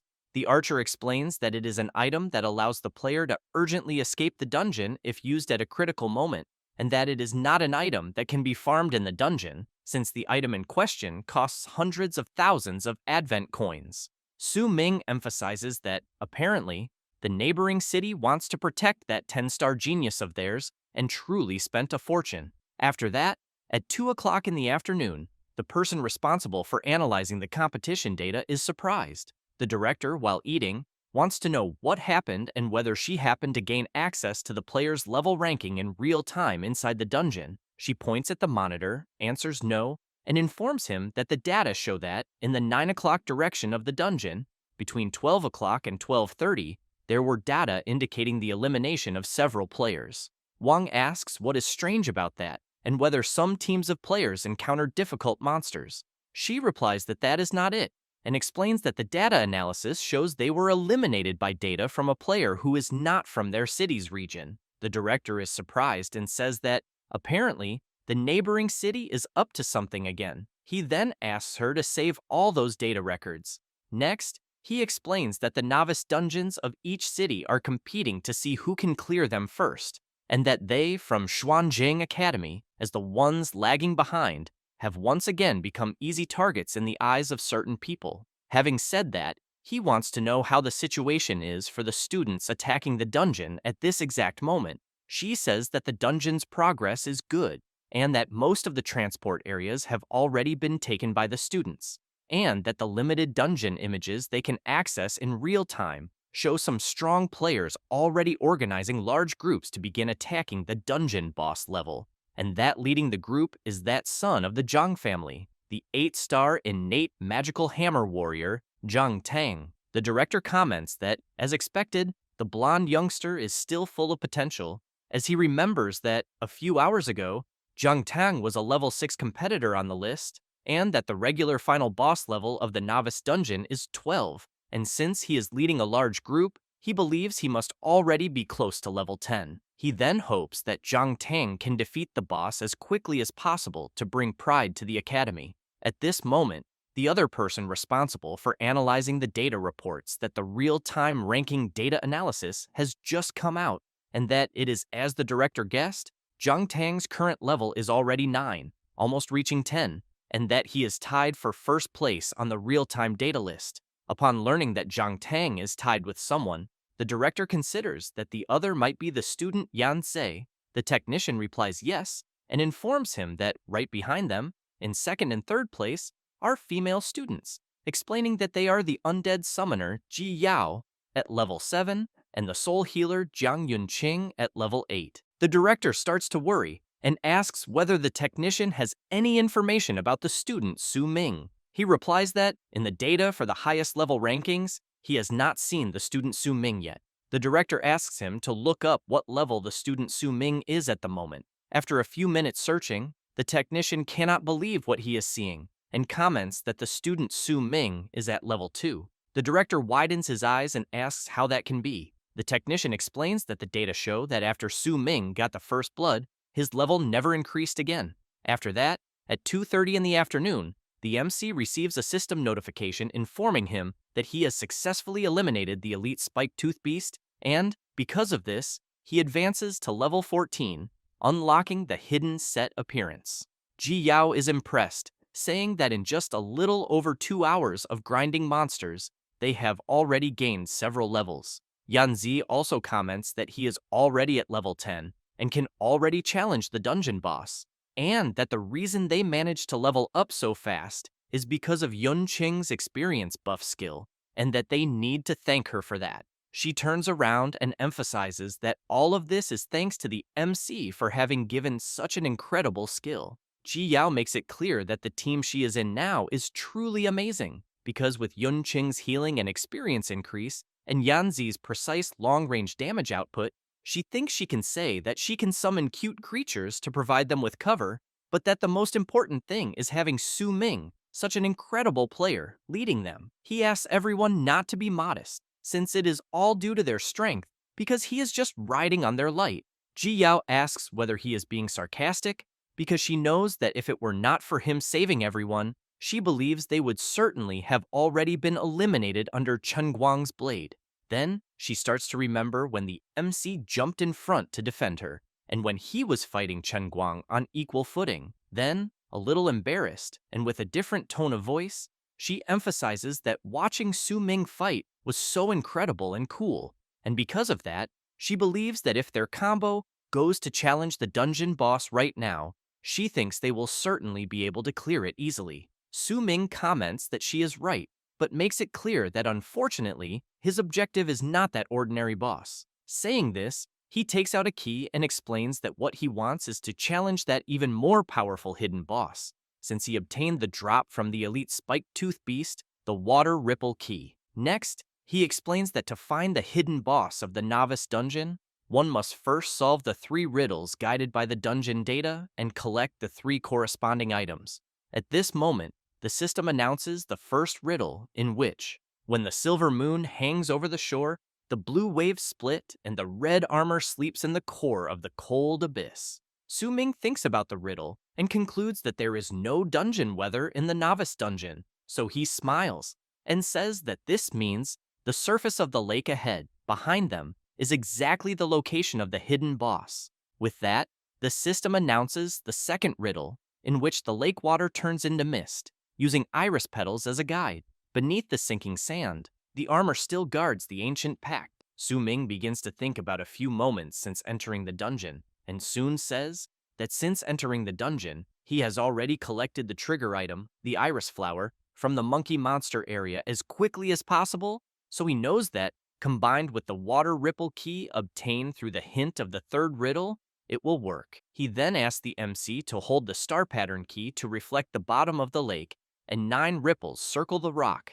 The knight rests upon the sword, awaiting the light to break through the turbid waves. As soon as Su Ming completes the combination, a power around the key begins to emanate, and he comments that he thinks it was a success. Soon, everyone notices that the lake ahead is forming a whirlpool, and from the center of the lake, something begins to emerge, and says that, with the pact as a guide and the light of the stars as a call, a creature stands upon the waves, and the chant continues saying that the red-armored knight sleeping in the cold abyss will break the limit with the blue waves. At this moment, the system repeatedly announces that the hidden boss has appeared. This is the Lake Guardian, the Lost Knight. Yanzi and Ji Yao enter the group, and Su Ming becomes the leader once again, who soon asks everyone to prepare for battle. Having said that, The system announces that the hidden boss challenge has just begun. However, 15 minutes later, while everyone is hidden, the system warns that the red-armored knight is seeking a hostile target. Yanze asks whether hiding the way they are really is a good idea. Ji Yao, a little awkwardly, asks whether they should try once more. Su Ming thinks about something, but soon points ahead and asks everyone to say how they will eliminate the boss, since he runs so fast while mounted on the horse. Next, they open the system and see that the knight's mount speed is 500 points, in addition to being level 19, having 301 points in the strength attribute, 250 in constitution, 102 in agility, 103 in spirit, and 10 points in luck, as well as having heavy armor mastery at level 5. Su Ming comments that the combined speed of everyone there does not even reach half of the knight's stats. Then, he is surprised by a noise. In the middle of the forest, the knight is chasing some players, who only try to run while screaming and calling for help. But since the knight is much faster, he manages to catch up to the players and eliminate them easily, while the boss continues defeating several players in the middle of the forest. The MC's group leader hears the players' screams from afar. Yanzig comments that he thinks this is already the third wave of nearby players that have been wiped out by the knight. Yunqing comments that since they were responsible for summoning the hidden boss, they need to hurry up. At this moment, Ji Yao comes running back, saying that she did as the MC ordered. A little tired, she explains that they used all the group's mana potions and prepared that delaying trap. Su Ming comments that she did a good job and asks Yanze and Yunqing to follow the planned action. The MC thinks that in his past life, he did not challenge the hidden boss of the Novice dungeon, and that most awakened would not risk summoning a hidden boss in the Novice dungeon right after awakening, in addition to the fact that the Novice dungeon can only be challenged once in a lifetime. Therefore, he knows that there are not many people who know the true face of the hidden boss in the Novice dungeon, since only in some vague records can one find the riddles of that solution method. But fortunately, he memorized them all. However, he did not expect that the hidden boss's equipment would include a mount with 500 speed, so he believes that to eliminate it, they will need to knock him off the horse. Thus, he gives the signal, and Yanze soon prepares his multiple hunting shot skill and fires it toward the knight. The attack goes all out, but the boss easily manages to repel the attacks with a simple sword slash, which in turn activates heavy armor mastery. From the top of the cliff, Yanze thinks that the knight has heavy armor mastery at level 5, and that, because of this, he believes his archery skills caused almost no damage to him. However, at that same moment, the Lake Guardian of Blood is locking the aggro target onto the archer, and as soon as he realizes this, Yanzi shouts for Yunqing and tells her that the aggro has shifted to him. She replies that she understands and soon begins to blow on the campfire she just made to spread a lot of smoke. Su Ming keeps in mind that the first step was for Yanze to lure the boss back with his precise long-range skills. The second step is for Yunqing to create smoke in the area the boss has to pass through to confuse his vision. Since he knows this trick was learned in the Goblin's lair, the knight begins to search for his target in the middle of the forest, and soon becomes surrounded by a lot of smoke, but then hears something and comes across several skeletons trying to attack the horse.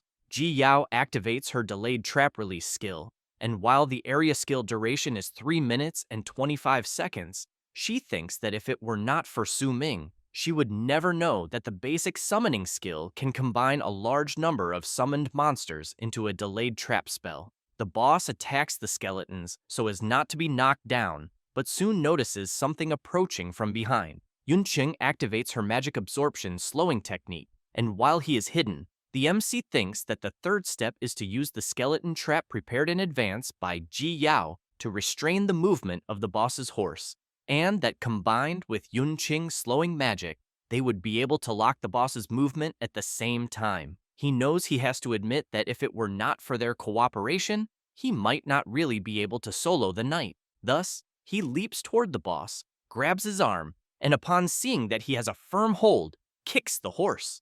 In this way, he manages to knock the knight to the ground. As soon as everyone sees the knight trying to get up, Yunqing comments that the plan to knock the boss off the horse was a success, but Ji Yao emphasizes that they still cannot lower their guard. because this is only the first part. 10 minutes earlier, after learning the plan, Ji Yao commented that she even thought it was a great plan, but that in this way, her and Yunqing's mana would be exhausted, because even if they managed to knock the boss off the horse, they would no longer be able to deal damage to the boss afterward. Su Ming had said that it would not be a problem, since that would already be enough, and that afterward, they could just leave it to him. Thus, now facing the knight, the MC asks everyone to leave the boss to him. Having said that, he gives a slight smile and soon charges at the knight. Both begin to exchange many blows, and after separating for a brief moment, soon cross swords again. A frenetic battle begins to unfold. Yanzhe comments that the battle is very intense, and that Su Ming is able to fight the hidden boss on equal footing alone, but he knows he cannot just keep watching. However, Ji Yao asks him to wait and emphasizes that the MC had asked to leave the boss to him, and, because of that, everyone there will need to trust him, since the rest have their own mission. At this moment, Su Ming appears behind the knight with his divine shadow step skill, and in the blink of an eye, unleashes several consecutive slashes. The MC continues to have his speed increased, and, because of that, he does not stop attacking the knight for even a second, and while doing so, he calls the boss slow and says that he would not have imagined that after losing the horse, he would be so weak. Saying this as he looks at the knight's current stats, which now, without the horse, have only 55 points of speed. Next, Su Ming delivers another sword strike and ends up thinking that the hidden boss, in the end, is nothing special. Having said that, he channels power into his sword and shouts for the boss to disappear once and for all. Su Ming attacks once more, but ends up noticing that the boss's heavy armor is very resistant, because it is not even affecting his HP yet, and the boss, in turn, delivers a powerful attack. But Su Ming manages to leap backward to avoid being hit. At this moment, the system warns that the durability of the MC's sword is at only 7%. Su Ming reflects that because of this, his weapon's damage has dropped drastically, and that the boss's heavy armor attribute is truly a problem. At this moment, the knight notices something and quickly advances toward a part of the forest. He looks around until he looks up and sees the MC on top of a tree, wondering whether the boss is trying to recover the horse, since he knows that mounted speed is his advantage for victory. Having said that, he smiles and makes it clear that it is a pity, because the boss's horse has already been taken by his group companions. Meanwhile, in another location, the boss's horse is resisting as it is being pulled. Ji Yao shouts, asking the horse to stop trying to resist, because they will not let it escape.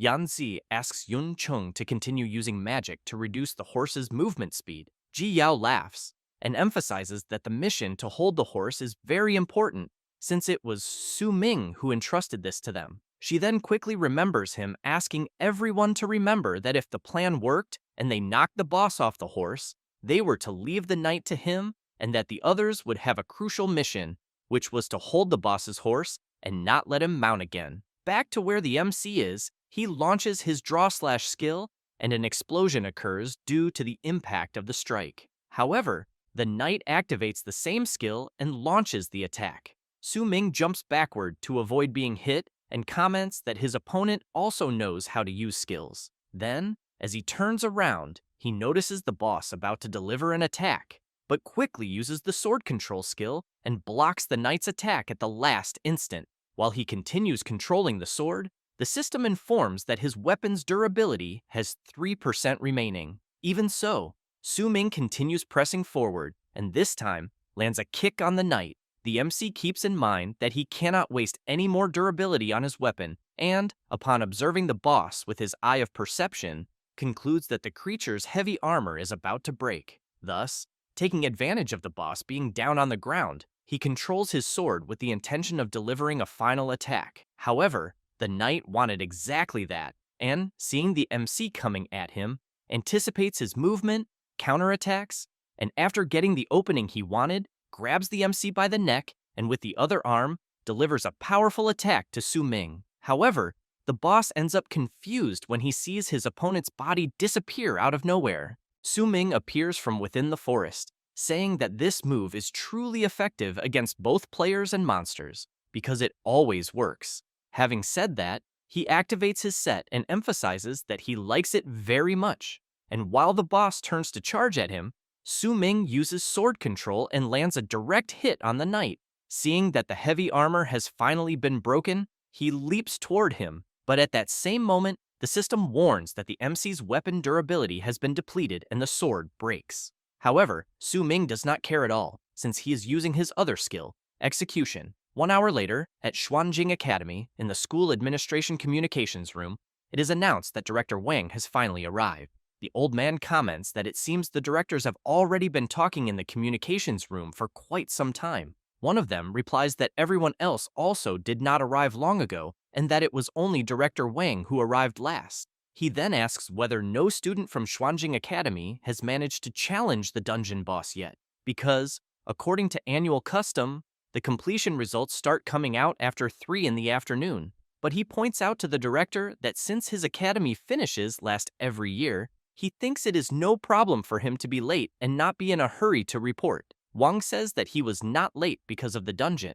Having said that, he explains that it was because he received some real-time feedback data from inside the dungeon and that there are players from outside his school secretly entering the Xuanjing Academy's novice dungeon, and that, although the real identities of these outside players are still unclear, he wants to know whether they might be students from their 3 academies going to cause trouble. He also asks Director Z whether it could not have been his doing, since the data of the victimized students show that they were eliminated by a student using blade skills. And he heard that the genius student of Wuyang Academy, Li Chenguang, is precisely a master of bladed weapons. Ji shouts, telling Wang not to speak nonsense without proof, and makes it clear that the student Chen Guang from their academy is, at this very moment, challenging the final boss of their novice dungeon as the main attacking force, and that he predicts he will clear the dungeon in less than half an hour. The director of Dongling Academy informs that they already have 3 groups of students with sufficient level challenging the boss. The director of Nangang Academy also says that they are already in the phase of intense battle against the boss, and that, if everything goes well, the news of completion will arrive soon. Director Wang, on the other hand, thinks that apparently the other academies are doing well in the boss challenge, and that, at the moment, it is just a race against time, because if his academy does not achieve the first completion that year, he believes they will only have 2 token slots for the Celestial Tower Council,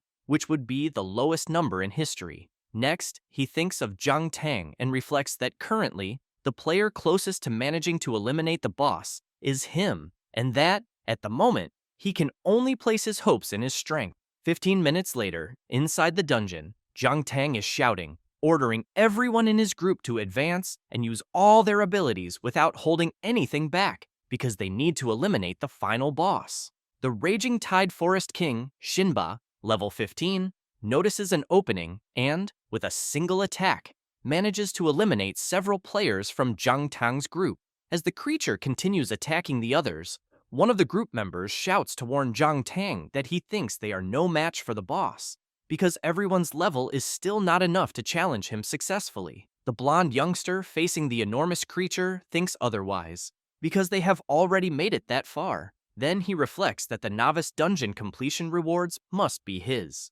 Next, Zhang Tang remembers the messages he exchanged with Xiaoman, in which she was asking for help because the MC had hurt her and wanted the blonde guy to avenge her. So Zhang Tang thinks that he will take the final reward after defeating the boss and take revenge for Xiaoman, and, facing the enormous creature, he gets ready for battle, but soon becomes confused when he sees the boss disappearing right before his eyes. Then he wonders what is happening until a system message arrives for all the dungeon competitors, and he cannot believe what he is seeing, since the dungeon notification states that the hidden boss has been defeated, and that all players should soon prepare to return from the dungeon. A few minutes earlier, Su Ming was happy to see that he had defeated the knight, and at the same time the group he had joined had just arrived at the location and were soon surprised because they saw that the MC managed to solo the hidden boss. After that, in the information room, the directors were commenting that the result had just come out, and each one soon began cheering for their university. But Director Wang, upon looking at the big screen, becomes very surprised because he sees that it was his university that won. The directors go crazy, saying that this is an exaggeration, because they did not know that there was a hidden boss in the Novice dungeon. Meanwhile, inside the Novice dungeon, Ji Yao is very excited with her friend, saying that he really is amazing. Su Ming comments that with the defeat of the knight, everyone managed to level up 2 levels at once, and now he is level 16. Next, he calls everyone and asks them to take advantage of the fact that the dungeon exit portal has not opened yet to divide the rewards for eliminating the hidden boss. Yanzei makes it clear that he does not want a reward, because just leveling up already leaves him very satisfied. Yunqing agrees with Yanzei and thanks the MC for saving her life. The archer laughs and emphasizes that from being saved from Li Chenguang's blade to uncovering the secret of the hidden boss and finally soloing the boss, he really did not have the strength to help with anything, so he thinks it would be very awkward to divide the spoils. However, he ends up being surprised when he sees a system message informing him that he obtained the putrid spirit suppression bow, but that it has a level restriction and can only be equipped upon reaching level 20, in addition to having the requirement of the ranger class with bow proficiency. The item has the spiritual suppression affix, which consumes spiritual power to cause all arrows fired by the bow to produce random enchantment effects. Yunqing also gains loot. She obtained the Heart Soul Necklace, which can increase the storage limit of soul power as well as absorption efficiency. Ji Yao obtained the Blood Armor Undead Summoning Scroll, which has the effect that upon learning this skill, she can summon the hidden boss, the Blood Armor Undead Knight, and the attributes and level of the summon depend on the attributes and level of the summoner. Su Ming comments to everyone that, as they can see, the spoils left by the hidden boss are all related to exclusive rewards for their classes. Having said that, he thinks about what everyone did and explains that this means it is not only he who recognizes everyone as part of the success in eliminating the hidden boss, since apparently the Novice dungeon also recognizes them, in addition to knowing that if it were not for them, he would never have completed the challenge. At that moment, a voice congratulates the challengers for clearing the Furious Tide Flowers Rank F dungeon and informs them that the time spent inside the dungeon was 8 hours and 20 minutes. Su Ming comments that it seems time is up and that it is time to leave, and soon a portal appears behind the MC's group. Su Ming, while walking straight toward the portal, comments that the contribution rewards of each player for the dungeon challenge will be settled in the real world after everyone leaves, and that an exit portal will appear beside each living player, so he emphasizes that everyone should be proud. Having said that, he looks back and emphasizes that, since everyone there is still alive, the challenge was a great success. At 4:30 in the afternoon, the system announces that it is confirmed that all players have exited the dungeon. Some cry for having lost friends, others for brothers, and even lovers. Some comment that 20 entered and only 5 returned. Yanzei, seeing this, comments that he was the only one to return alive from his team, just like Ji Yao and Yunqing. Su Ming makes it clear to everyone that since the Day of Awakening, the world has become like this. A world dominated by the awakened, following the law of the jungle, where the winner takes all. And while he comments that only by constantly challenging oneself to become stronger can one survive under the rules of the world they live in, several players cry and lament their losses. Su Ming continues by saying that some are sad for losing comrades, relatives, and lovers, while others are incredibly happy for gaining power and money as rewards. So he thinks this world is absurd and crazy. At that moment, Director Wang appears on the big screen and congratulates everyone who survived and successfully challenged the Novice dungeon, saying that for them, this was the first challenge after awakening and stepping into the world of the awakened, and that it is also the last lesson the Academy will give them as graduates. Having said that, he asks everyone to remember that being awakened does not represent only power, money, and honor, but also represents responsibility, love, and peace, and that those who lost loved ones should remember this sadness and pain, and those who obtained victory should remember this responsibility and purpose. Ji Yao calls Su Ming and wants to know what he is feeling, whether he is sad or happy with the rules of the world they live in. He replies that the students who were eliminated inside the dungeon will be resurrected. The director comments that he has one more thing to say and emphasizes that, to properly complete the lesson, he will reveal the true meaning of the Novice Dungeon, in which lost classmates, relatives, and lovers will be resurrected in 30 minutes and return from the dungeon to their side. Everyone is left unable to believe this revelation, but Jiao, very surprised, looks at Su Ming and wonders how he knew all of this. Shortly after, the dungeon statistics were completed and entered the reward settlement phase.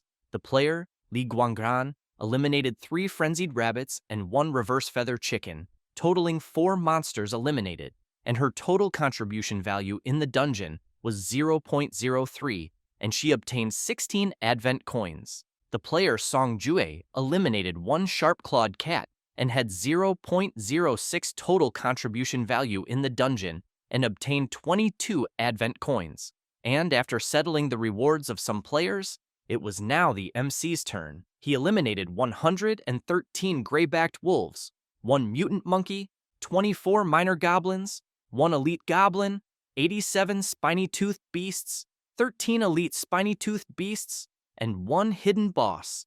In addition to completing the primary class change, crossing the no-damage area of the Red Rock Cave, and obtaining the Dungeon First Blood title. Therefore, his final evaluation is rank S.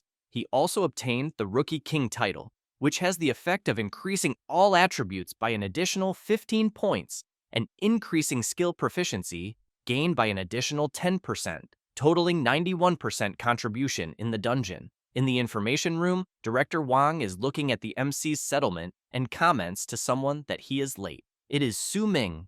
The director comments that he is first place in the school and city rankings in the Novice Dungeon. The MC comments that he slept too much and ended up being late.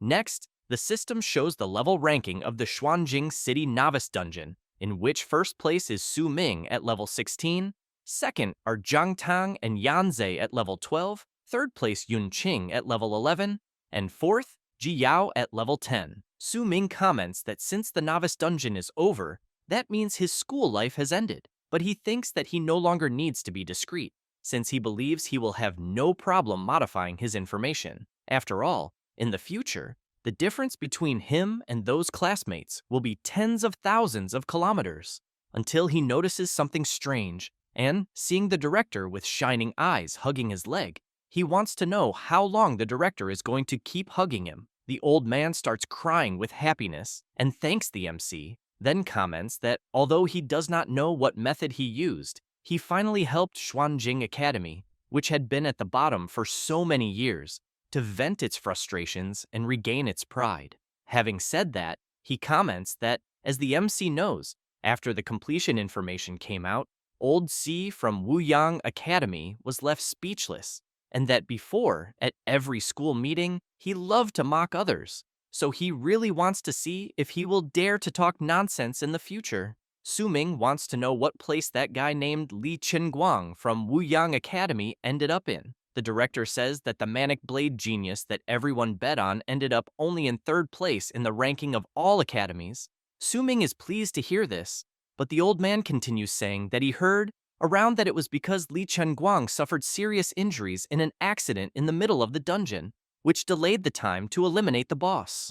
However, he wants to know how Su Ming managed to eliminate the hidden boss, because even with a 10-star talent, he knows that Su Ming is just a sword controller, a class that is weak in the early stages, since from what he knows about him, Su Ming is not from an influential noble family and likely does not have enough money to buy divine equipment.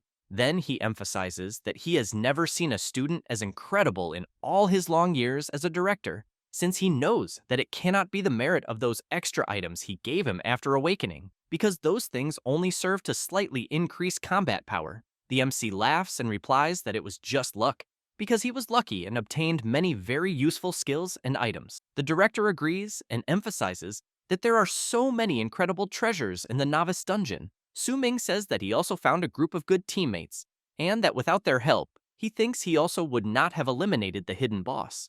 But he thinks that he cannot tell the director that he reincarnated. Wang comments that it seems Su Ming is not only an exceptional awakened, since he also thinks that he is an incredible leader. However, he informs him that the other students came earlier to collect the top 5 rewards, and that the student, Ji Yao, would not stop praising him for teaming up with him and seeing how incredible he is.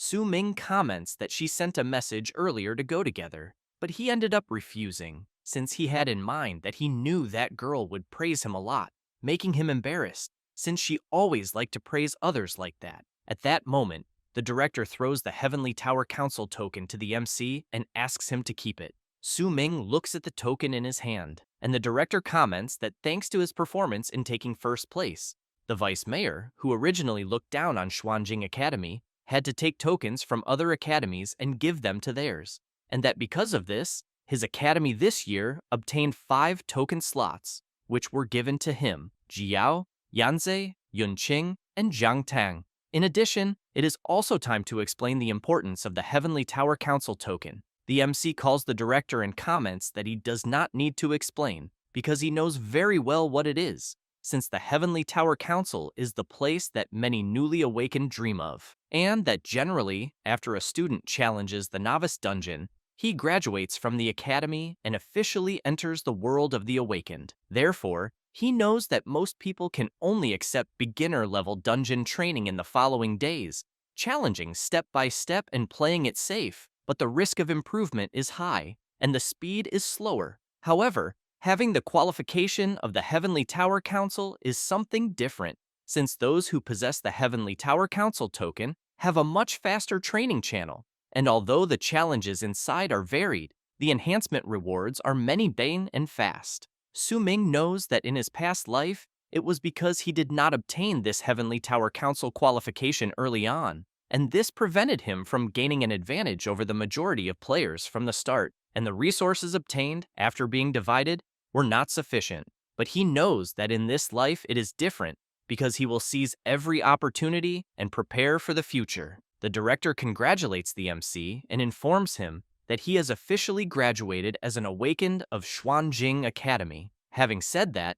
he emphasizes that future challenges will not allow restarts in case of failure, like in the Novice dungeon, since the challenges they will face later will have only one chance and will be bets with their own lives. Su Ming listens attentively to every word of the director, who comments that he hopes the MC, a hidden genius, can achieve a great future and contribute to the world. Su Ming gives a slight smile, takes the director's hand, and thanks him. Meanwhile, in the noble area of Xuanjing City, in a huge mansion, a door bursts open and a man starts shouting for Yunqing. The old man goes to her, hugs her, and says that it is very good to see that she returned safely from the Novice dungeon, and that she even took 3rd place in the academy, and that, judging by it, the helpers Jiang Lan arranged were quite capable. She says that unfortunately the credit this time was not theirs, since it was an awakened student named Su Ming who helped Yunqing. The old man is surprised and immediately wants to know more. Yunqing tells her father that the mercenaries her sister hired fell into a monster trap due to some accidents, and that she also almost failed in the dungeon. However, she emphasizes that fortunately the student Su Ming appeared and saved her, and that he not only saved her, but also gave excellent skill books and equipment, in addition to taking her to level up and clear the dungeon. Jiang Lan explains that she looked for Su Ming right at the beginning to take Yunqing, but there was a conflict at the time and he refused, even when offered a lot of money, and as she recalls that day, she emphasizes that she did not expect her sister and him to have such a strong fate that they would meet in the dungeon, and because of that, she thinks they really need to thank him this time. Yunqing's father comments that his daughters seem to approve greatly of this Su Ming, and that, judging by it, they will need to find time to properly thank him, and that, as they said, being such an incredible awakened, he also wants to meet him, so he asks Jiang Lan to check his contact.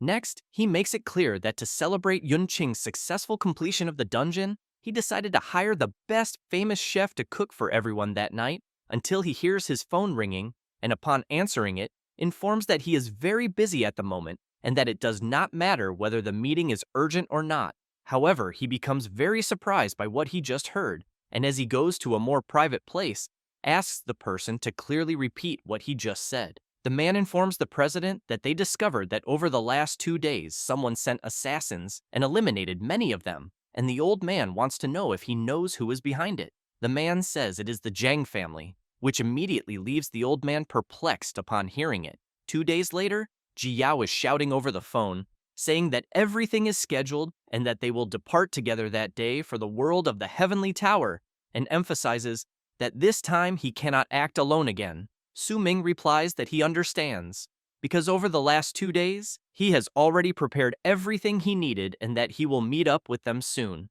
After hanging up the call, the MC starts thinking about the Heavenly Tower Council and soon remembers Director Wang saying that to go to the Heavenly Tower Council, he would only need to use the token, which serves to summon the portal to open the destination, and that this portal can only be accessed by those who obtain the qualification of the Heavenly Tower Council token. Therefore, the MC takes the token in his hand and raises it to activate it, and the system announces that the qualified individual has been identified. Then, an intense glow begins to appear, and a portal opens before the MC, who becomes excited, thinking that he will dive headfirst into the new challenge of the Heavenly Tower Council. Already at the Heavenly Tower Council Tower, Su Ming slowly passes through the portal, and, as soon as he fully passes through it, he finds himself before the enormous 100-story tower, the territory of the Heavenly Tower Council. Su Ming looks at her and thinks that, in his past life, he only had the chance to come there much later, purely by coincidence. And as he looks around, he reflects that apparently many challengers from all over the country who obtained the tokens are still being continuously teleported there. So he concludes that being able to challenge that place once again will be quite exciting.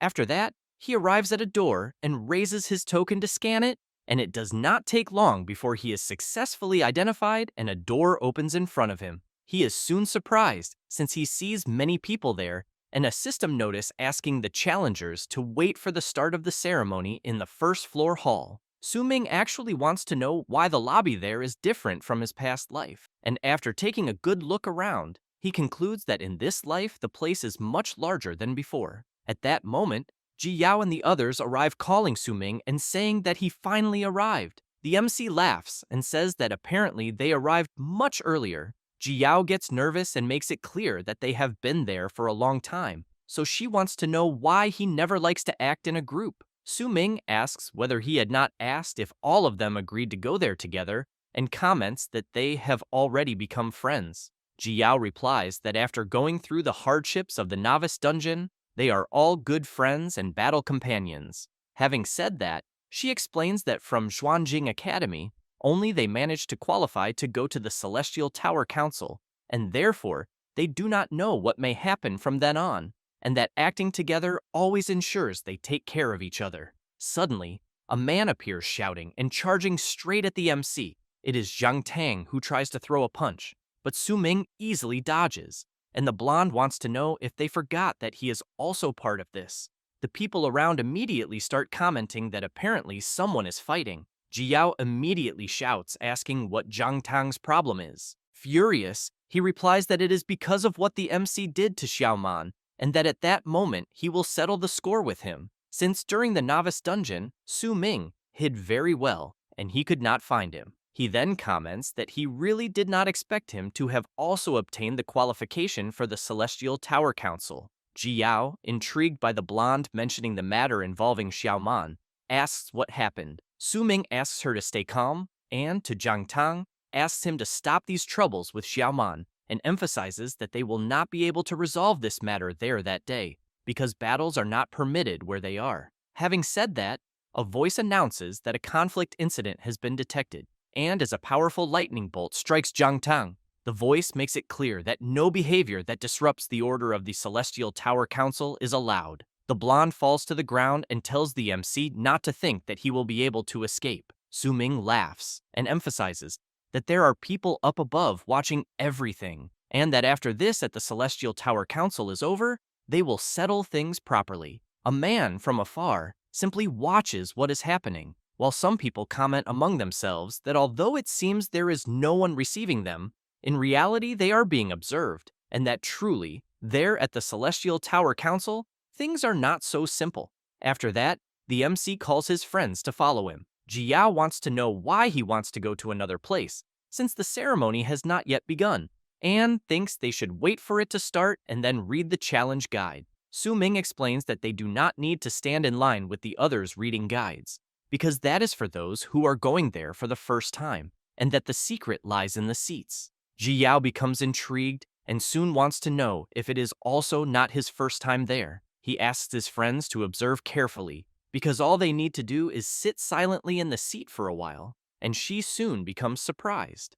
The MC explains that the Celestial Tower Council's selection system will appear as soon as they sit down. The system welcomes the new challengers to the initiation challenge of the Sky Tower Association, the 100-layer tower challenge. Immediately, everyone sits down to also receive the system notification. Su Ming says that he is still climbing the tower and completing the stages, and that completing the 100-level tower challenge will be linked to the evaluation of his ranking after entering the game. Ji Yao wants to know if it will be a tower climbing competition. The MC replies that it is exactly that, and emphasizes that the higher the level challenged, the higher the final ranking obtained, but makes it clear that if everyone challenges the same floor, the ranking will be determined by the time the challenger took to climb the tower and by the difficulty of the challenge. Ji Yao comments that, in the end, the climbing time is also a factor to be considered. Su Ming comments that she is right and that they might be one step ahead of the others, since these ceremonies are used by the Sky Tower Association to test the participants' observation and adaptation skills.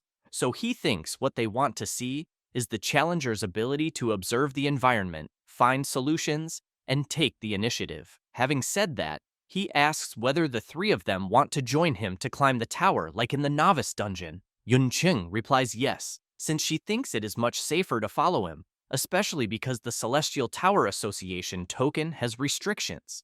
And even if her family wanted to use money to find good helpers, it would not be of much help. Yanze calls the MC and comments that this time he chooses not to follow him. Yunqing is surprised and immediately wants to know why. He replies that eliminating the hidden boss in the Novice dungeon was basically all Su Ming's main effort, and that they were just taking advantage of the situation, yet they still leveled up a lot, and therefore he thinks they relied too much on the MC's power. In addition, with his strength, the MC definitely has bigger goals for challenges, and he does not want to hold him back, but he also wants to rely on his own strength to train and become stronger. Ji Yao emphasizes that Yanze is right and that, in fact, they also need a real test, because to ensure the success rate of the challenge, the three of them will team up alone, excluding Su Ming, so she wants to know if Yunqing agrees. She feels a little reluctant about it because she wanted to go together with the MC, but soon fills herself with confidence and agrees with Ji Yao, emphasizing that she is very motivated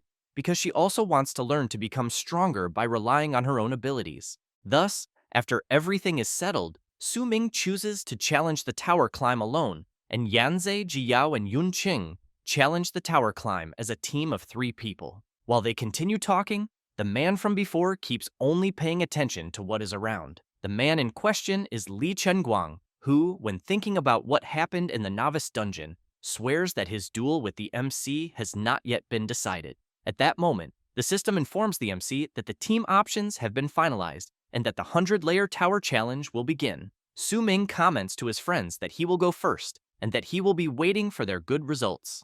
The 3 ask the MC to go all out and emphasize that they will also do their best. It does not take long, and Su Ming is soon taken into the challenge. Upon arriving, he passes through the portal and already receives the system notification that he was the first player to enter the 100-layer tower challenge. He thinks that he is feeling a very familiar sensation until another system notification arrives, informing that the MC's first opponent will be the Furious One. A portal begins to take shape right before his eyes, and the creature starts to pass through the portal. But the MC becomes a little confused by the creature he is seeing, since in front of him there is a Qingyuan free-range chicken, and he wonders why the challenge he is in is different from his past life. Su Ming does not waste time and charges at the creature, grabbing its neck, and while holding the free-range chicken firmly, he really wants to know how a monster on the first floor can be a chicken, since he remembers that in his previous life, when he challenged the same place, the monster he encountered on the first floor was a level 5 monster called the Purple-Furred Evil Tiger.